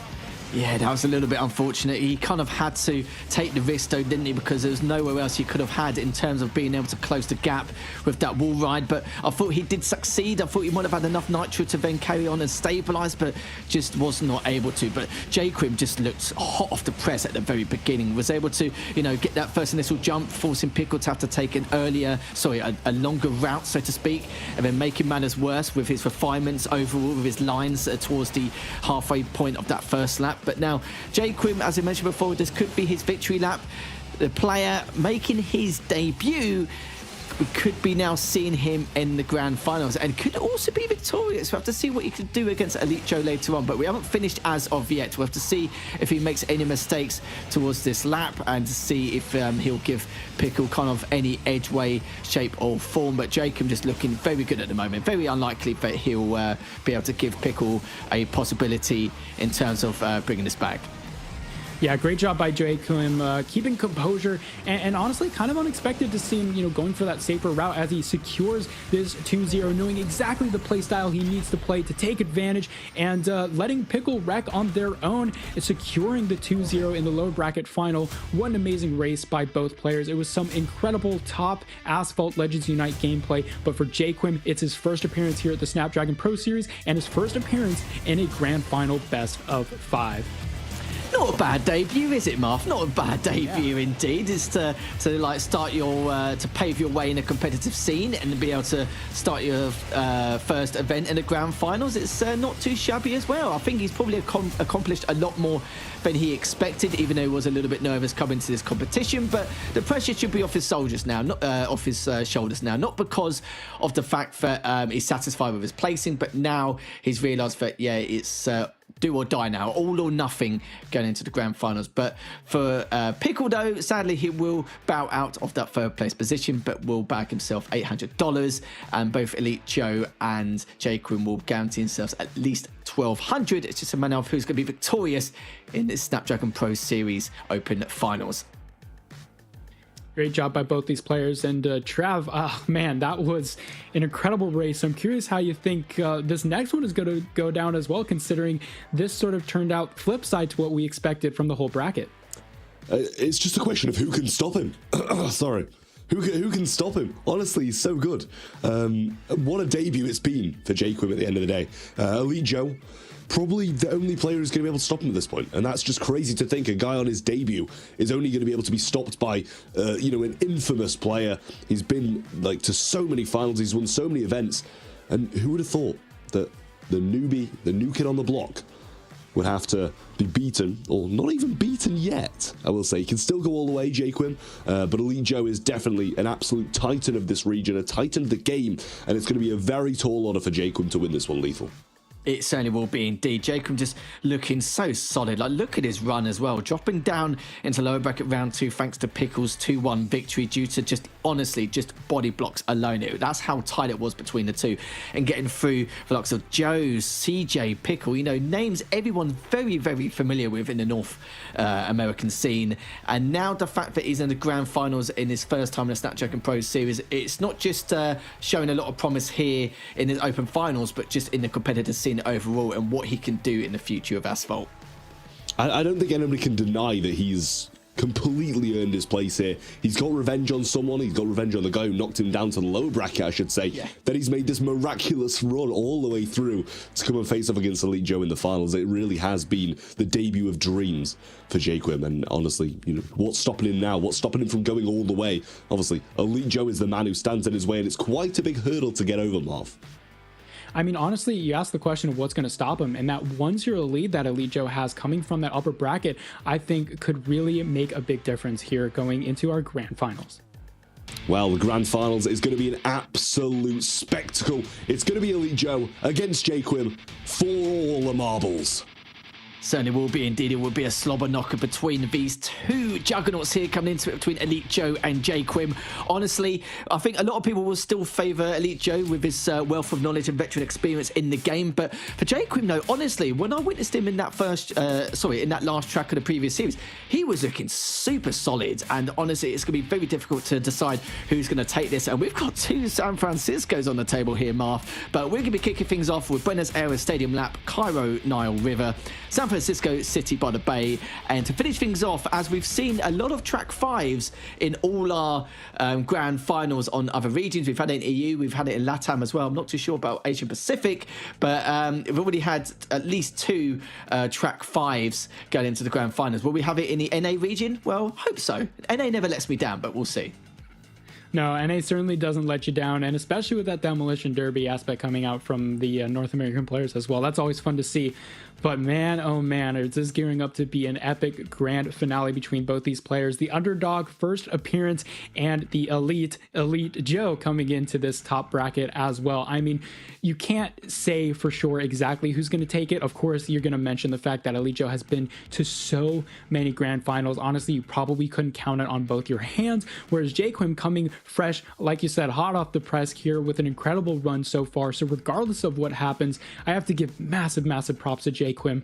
So, you know, you're looking at that veteran talent with Elite Joe, and he has the 1-0 bracket advantage as well. That's a pretty hefty task, but what we have seen from Quim was some pretty surprising gameplay. So I wouldn't be surprised if he comes out of the gates swinging for the head of Elite Joe. And it makes you wonder as well, because Elite Joe hasn't dropped a single track yet, not one. It's just been smooth sailing, all 2-0 victories.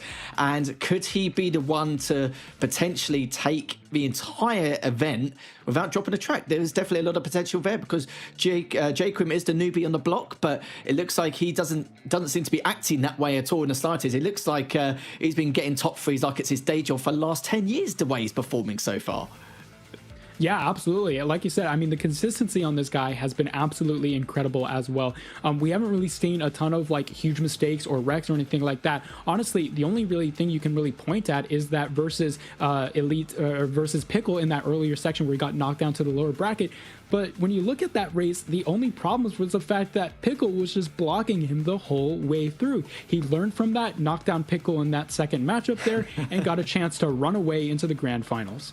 And there we have it here. So these two players are guaranteed $1,200. Whoever takes it all is going to get that lion's share, which will be the $2,000. But every single player who's qualified here today in the NA portion of the Open Finals is going to not walk home empty-handed. They'll all be getting at least $100 no matter what. So not really bad for a day's work here, including all the qualifiers and time-limited events going into this tournament. But I'm super excited. I won't ask for your prediction as of yet because, of course, with Elite Joe, we know he's got that one track advantage, which he may need considering how Quim has been performing so far. No, absolutely. I mean, like we saw earlier, Quim sort of fell down with that 0-1 lead in the first opening section. So maybe a bit nervous, some shakes coming out from your first appearance.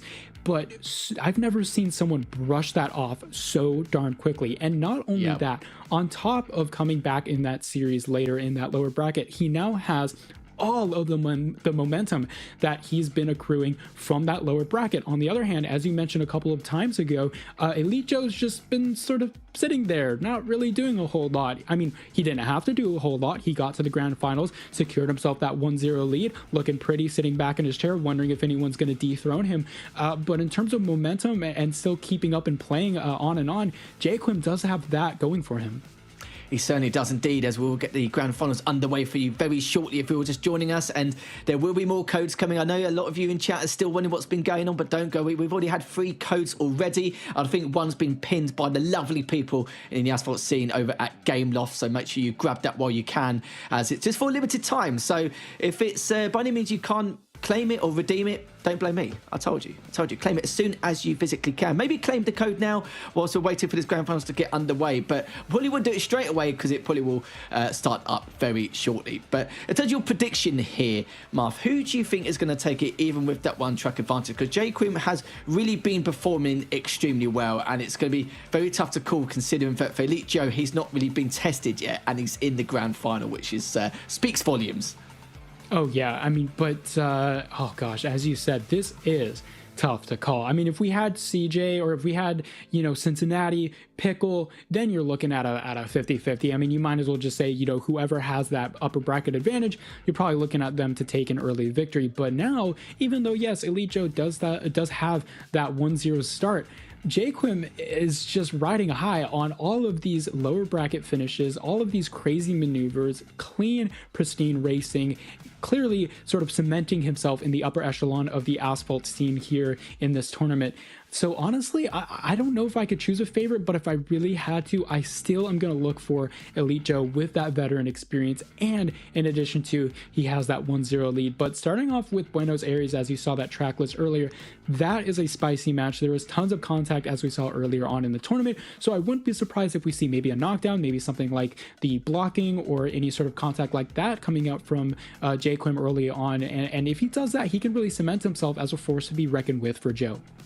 Something would do indeed. And if you're just joining us and just waiting for the grand finals and sitting tight, sitting pretty, then what you might want to do is follow our socials. Make sure you follow us at ESL Mobile and at ESL_Mobile on Instagram. But we also have the $100 gift card to give away if you want to sign up on our survey. It only takes a few minutes, which is esl.gg/survey, so make sure you get down and get for that as well. As it's not just codes, we have those $100 giveaways as well if you would like to get involved. Like I said, it takes a few minutes of your time and you could win $100 just like that, which is actually the same as a top 8 placement here in the Snapdragon Pro Series. So not bad for 2 or 3 minutes work instead of a day's work in that terms of comparison. But yeah, we're sorry for the hold up at the moment, guys. The grand finals will get started momentarily. We're just getting the players ready and underway and make sure there's no issues going into it, because we don't want to keep you guys delaying any further. But I know what you guys are thinking. When's the match starting? Trust me, we want to get underway. We're extremely excited to see how this grand finals is going to go in the North American region here for Asphalt, because honestly, for Quim, he's made things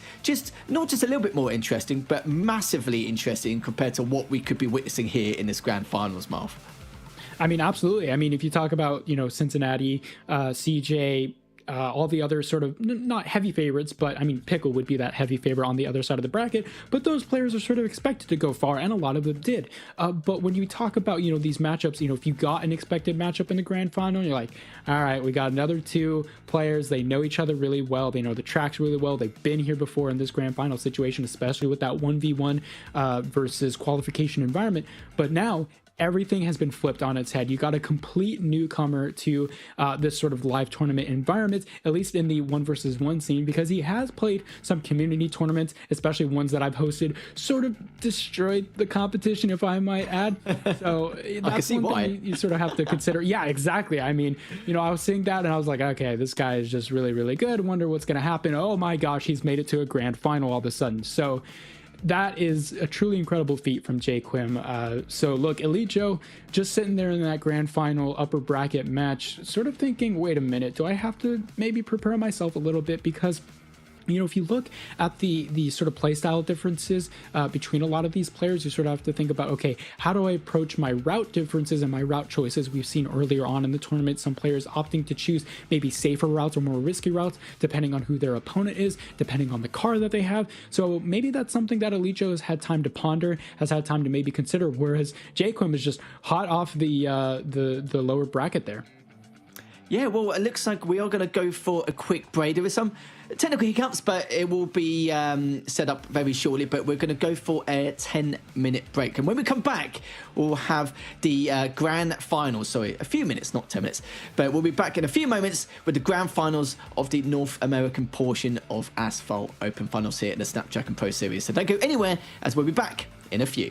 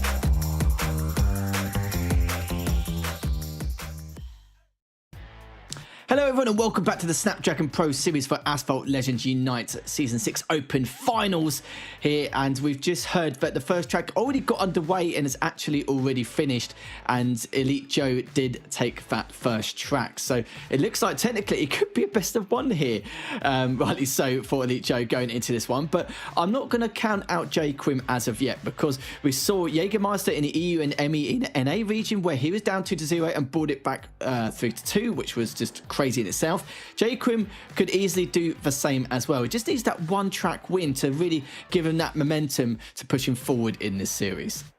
Absolutely, and we did see this a little bit earlier where Quim would lose the opening match, but then quickly secure it with a 2-0 to sort of get that best of 3. So I wouldn't be surprised if this best of 1 does turn into another best of 3. That would actually be kind of ironic considering where Quim is sort of coming from with that lower bracket run. So, you know, you wouldn't be surprised to see that. On the other hand, of course, though, Elite Joe's going to have a lot of confidence coming into this potentially last race. I wouldn't be surprised again. On the other hand, if it was a 3-0, no matter what happens, though, this is going to be an epic grand finals, and the fact that Quim is here in his first appearance is something to behold, and something that'll go down in the history books. It certainly will do indeed. I think everyone's going to be remembering that name rightly so. And what you also said definitely intrigued my mind earlier was when you were talking about, you know, these community events, where it's great because with those community events and community tournaments, these grassroots events, so to speak, it helps competitive players like Quim and others to build a foundation to be confident and ready for events such as the Snapdragon Pro Series. And it looks like, you know, yourself and other content creators as well creating these community events is really helping them push push forward to get on a pedestal from starting from scratch and build themselves up in this high-level competitive environment, which is really, really amazing to see. But looks like we're going to get underway very shortly for the next track, and just let people know that Elite Joe already had the track advantage coming into the upper bracket, and then he took that first track as well, making it 2-0. I see it say 2-1 now, so I don't know if the second track also went underway, and it looks like I've just had it confirmed in my ear that they've already raced again, and it looks like Quim was able to make the comeback. Do you know what? It's crazy how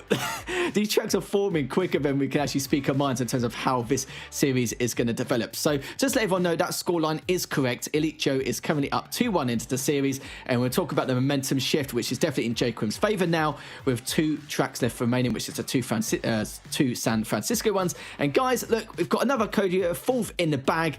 Make sure you get all that in-game swag when it comes to the bundles and the tokens as well, and the credits. So if you don't want to lose out, make sure you get those codes as quick as humanly possible, because they're not going to be lasting for much longer. And if you don't claim them or redeem them in time, you know, again, don't tell me I didn't tell you so. So make sure you manage to grab those in game in the Asphalt Legends Unite game.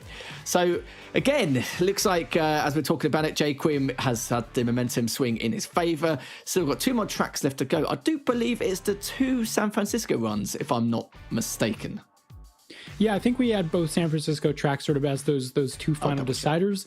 What I will say as well, though, is Quim, if you're sort of on the line of like, oh my gosh, can I really take this? You got to brush those nerves off, because yeah, Elite Joe is of course a heavy favorite, but now you've made it all the way to the grand finals. You might as well go all the way and take the victory as well. So very surprising to see this sort of match out and how it's played out, but really excited to see if we continue with this reverse best of 5 sweep. Yeah, just let everyone know that the first track, which was played off stream, it was on Buenos Aires Stadium Lap, which Elite Joe took, and Quim actually took City by the Bay on San Francisco. So we've had one of them already, and I believe the next one will be Cairo on Nile River, and then the final one will be San Francisco Tunnel Jam. But we won't talk about Tunnel Jam as of yet. Let's get focused on this 4th and potential final track, depending on how Elite Joe is going to go here, as we're kicking things off from his perspective, and he's going to cut off just a little bit, and did cut him off really well. So that's going to lose a lot of mileage here, with Elite Joe now with that half-second advantage. But Quim was able to get that shockwave at least, going up this next jump with the double nitro. Here we go, ladies and gentlemen, the potential last race of the Snapdragon Pro Series Mobile Open Season 6 North America Grand Finals, and Quim is hot on the tails of Elite Joe. This would be an incredible comeback story, considering the 1-0 lead and then the 2-0 lead for this best of 5. Quim taking the underneath route, trying to get as much airtime as possible. He's going to do a bunch of 360s to try and get a nice cornering, and will overtake from the inside line, going down to that lower section. Quim doing an overtake, but Elite Joe again right in the backside there onto the tail lights, bumping into each other. Who's going to take it? It's going to be Elite Joe. Oh, Quim trying to go for the knockdown, not quite able to get it. Going onto the bridge here, Elite Joe ever so slightly has this early lead, but Quim's going to try and take it from the inside line. Will they switch positions here, as they both do an identical floaty drift? They're trying to maximize every little waking moment, and Quim's going to take this overtake. Could this be a 2-2 as we see them try to complete this 360 corner? Elite Joe does have that inside potential, but he's not going to take it. He's going to opt for the shockwave instead, and Quim crosses this lap line here as we hit our second lap in first place for Quim. My heart is pounding, and I bet you Quim's is as well, but Elite Joe must be a little bit scared. What's going to happen to this complete newcomer on his first appearance? And Elite Joe's got to do everything he can to catch up now.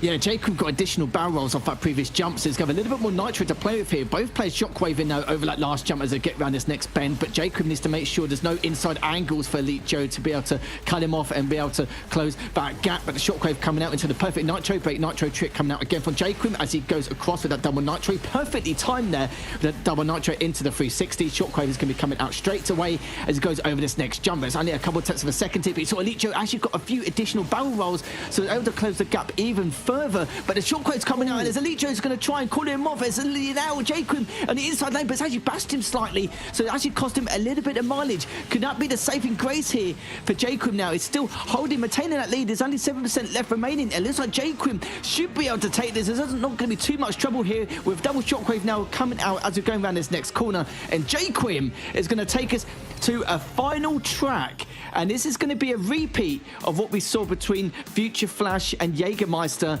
back in the EU region, where Jägermeister was down 2-0 and took it 3-2. Can Quim replicate that going into the final track? My goodness me, Marv. Oh my gosh, a potential reverse sweep and a best of 5 grand finals here for the Snapdragon Pro Series Mobile Open, and Elite Joe had every opportunity to try and get every inch, every mile across from Quim, but look at this undertake as we see the early and low barrel roll coming out from Quim, doing a great job of not losing any momentum whatsoever. There was a potential here, and it looks like that little bit of contact caused Quim to lose that lead on this first lap, but coming into the second lap, he knew that he had to take advantage of that bashing, and that's exactly what he did to cross the finish line in first place. What an incredible series so far from Quim, doing an amazing job of blocking Elite Joe, making sure he can't take an inch on him. What an amazing finish there, especially for that last little bit where Quim sort of shoved him into the wall. My heart is pounding, my hands are shaking. That was so incredible. What a close race. This is the action you want to see here with Asphalt Legends Unite.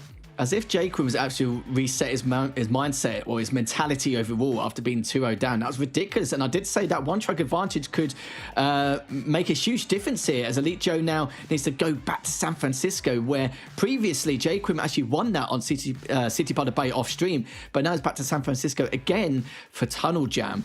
But Quim now is going to be feeling pretty good about himself right now. Back-to-back tracks, and it looks like in almost every region we've had a 3-2 sway in the grand finals. We're going to have another 3-2. The question is going to be who is going to take it in a North American portion here. Mark, honestly, it's anyone's guess. It depends on how the circumstances are going to go at the start of this track.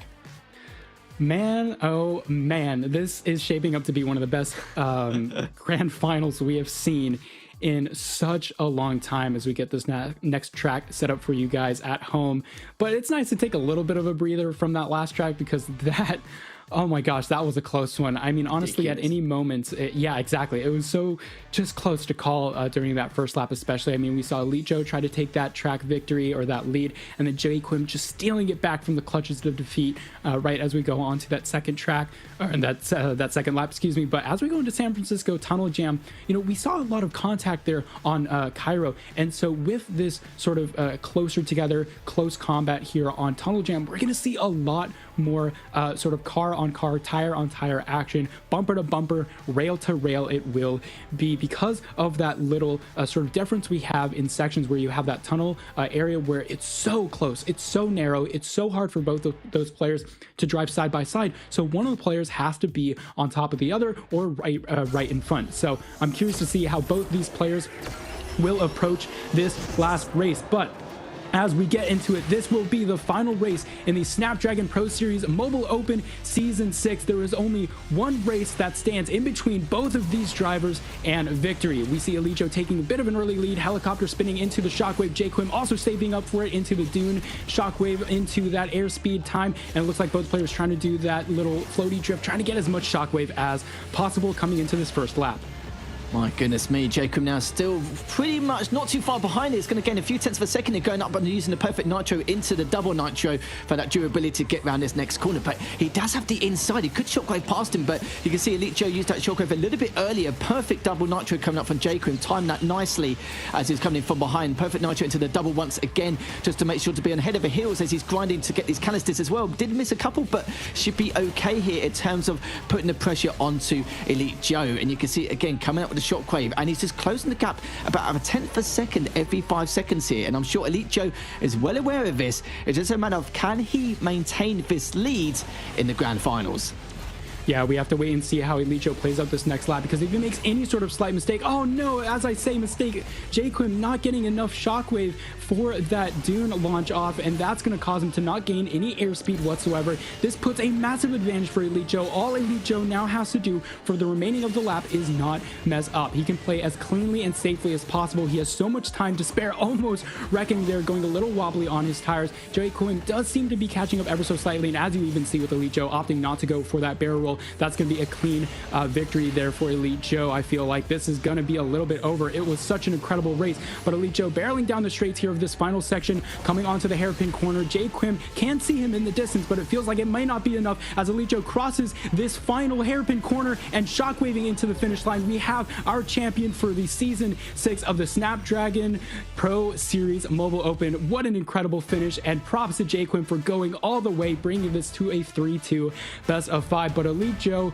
the absolute favorite coming into this tournament here, taking the victory in the end.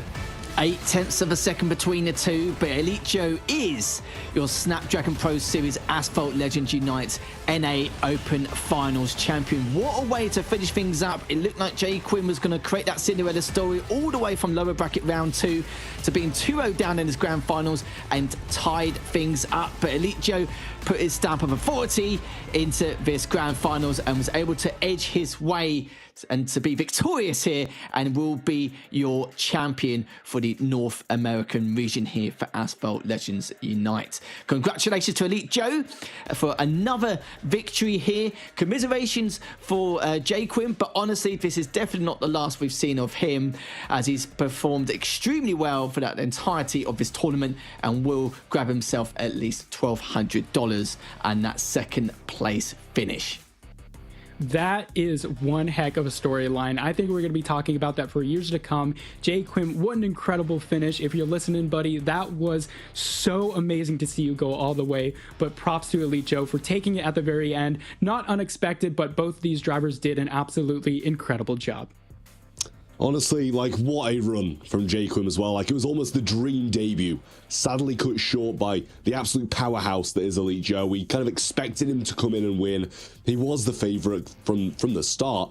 But Jay Quim really put on, as Lethal perfectly said, almost the Cinderella story, but just not quite. It was very disappointing for him. But, I mean, a massive congratulations to Elite Joe there. But, you know, Jay Quim, you can't help but feel bad for him. Let's take a massive overview of the bracket, take it all in. This is what we've seen throughout today. We finished things off with a 3-2 for Elite Joe, almost a reverse sweep for Jay Quim. Elite Joe just sweeping his way to the finals, and then finally found some resistance in this debut player in Jay Quim, but he just had such a clean run all the way through. Jay Quim took a much longer route after dropping down to the lower bracket after losing to Pickle. Yeah, absolutely. And there's definitely a world in this where we have the other side of this story where Elite Joe goes completely flawless. I mean, he had that 2-0 lead going into that best of 5 grand finals, but Jay Quim clutches those two races from the hands of victory. It was a great attempt. As you say, both of you guys, an absolute Cinderella story was just about to happen, but Elite Joe just manages to finish it out there. So props to him as well for yet another first place victory here at the Snapdragon Pro Series. What an incredible finish. You can see this bracket tells an incredible story. He clearly just can't stop winning, and I mean, you know, who can blame him for it? I'd want to keep on winning if I could as well, but you know, he probably is the guy in North American Asphalt Legends Unite, and I'm sure he will continue to be that guy until he's dethroned by someone like Jay Quim, who comes along and just starts putting on performances just like that. And as you mentioned at the start of the show, Marth, you spoke to him before. He was feeling all the nerves in the world, and by the end of it seemed to have shaken those off completely because of how well he was playing all the way through. And I think that just goes to show, if he can get through these time trials in game and keep on getting to these head-to-head matchups, he's got a real future in Asphalt Legends Unite esports, Marth.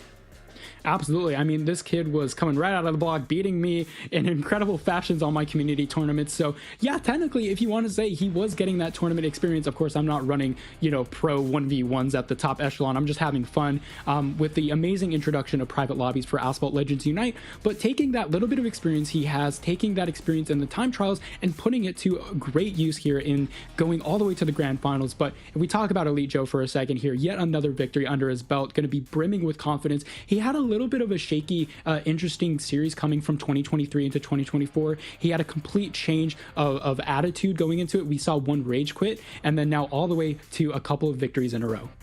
Yeah, we'll make sure to follow all the socials, guys. We'll keep you up to date with all things, not only just Asphalt Legends Unite, but all Snapdragon Pro Series games. It's ESL Mobile on both Facebook and X, and ESL_mobile over on the Instagram. Make sure to join the Discord server as well at discord.gg/Snapdragon Pro Series. It gives you the news, it gives you the ability to sign up to not just this, but the massive array of games we have here at the Snapdragon Pro Series. But we're winding to an end, and it's sad to see, because what a day it has been. I'll go down the line, Marth. I'm going to ask you for your closing remarks, because it has been just incredible.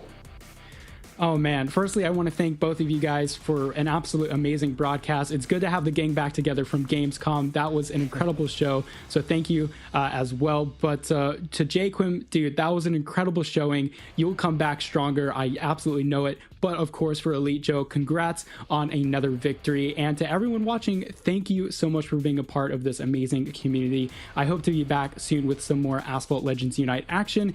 And yeah, thank you for having me on. And yeah, just to add to that as well, like, congratulations to Elite Joe once again, Quim, for now being a more of an established player here in the competitive asphalt scene and what he can really bring to the table in future tournaments as well. But a shout out to all the players, because honestly, it's been a real spectacle, not just in North American region, but in every single region. It's been 3-2 grand finals in every region almost. I'm not too sure about Asia Pacific, but honestly, it's been a real array of credible pedigree skill across the board, and it's been a real pleasure to be a witness of that.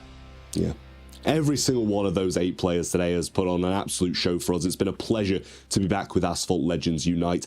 Of course, we've got to go through the obligatory thank yous of Snapdragon Elite Gaming, DHL, Monster Energy, and the US Air Force for sponsoring this tournament. It's been an absolute dream to be back in this game. Obviously, Gameloft as well for creating the thing of beauty that we've been watching all day long, and everybody in the background at EFG as well for allowing us to put on this absolutely amazing production for all of the viewers out there.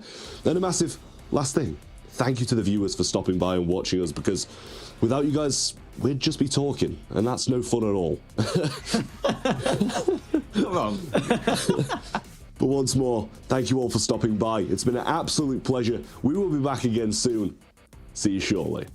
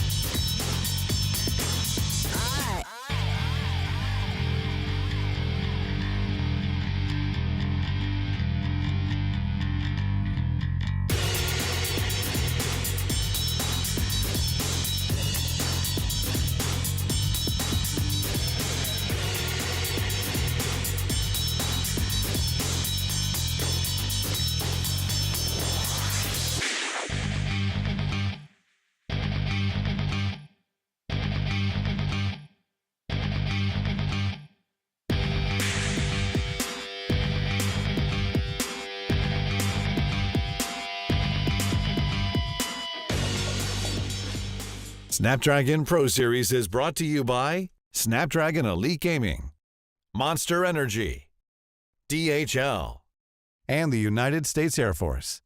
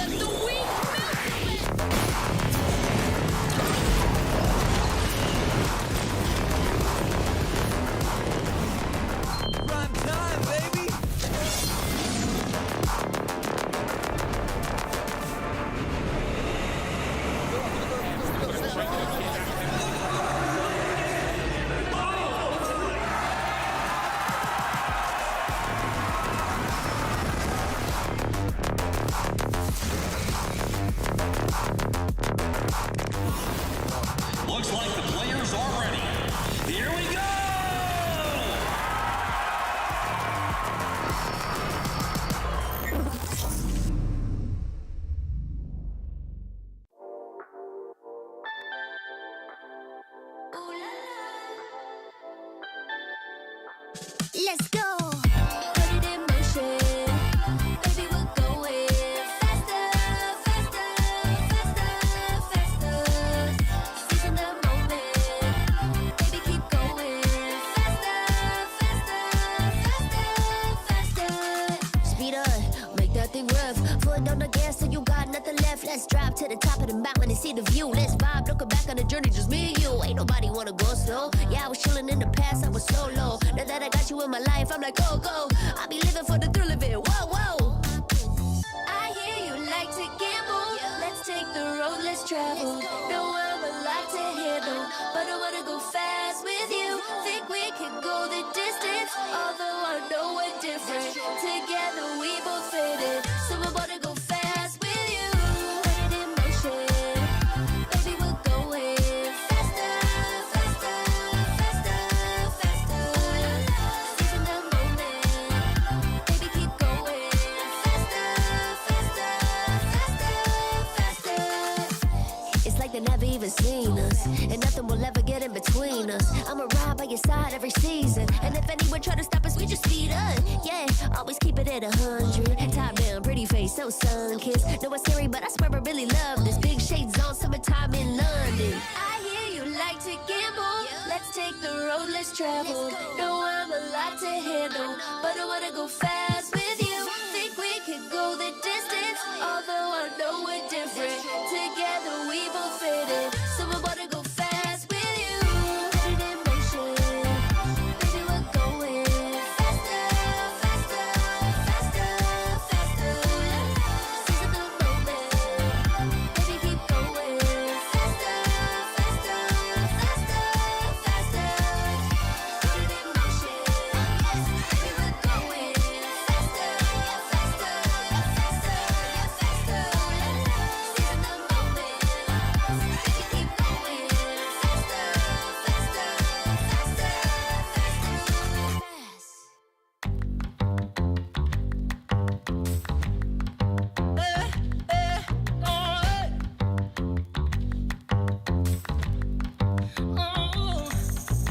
I got the Lambo car, house in the hills with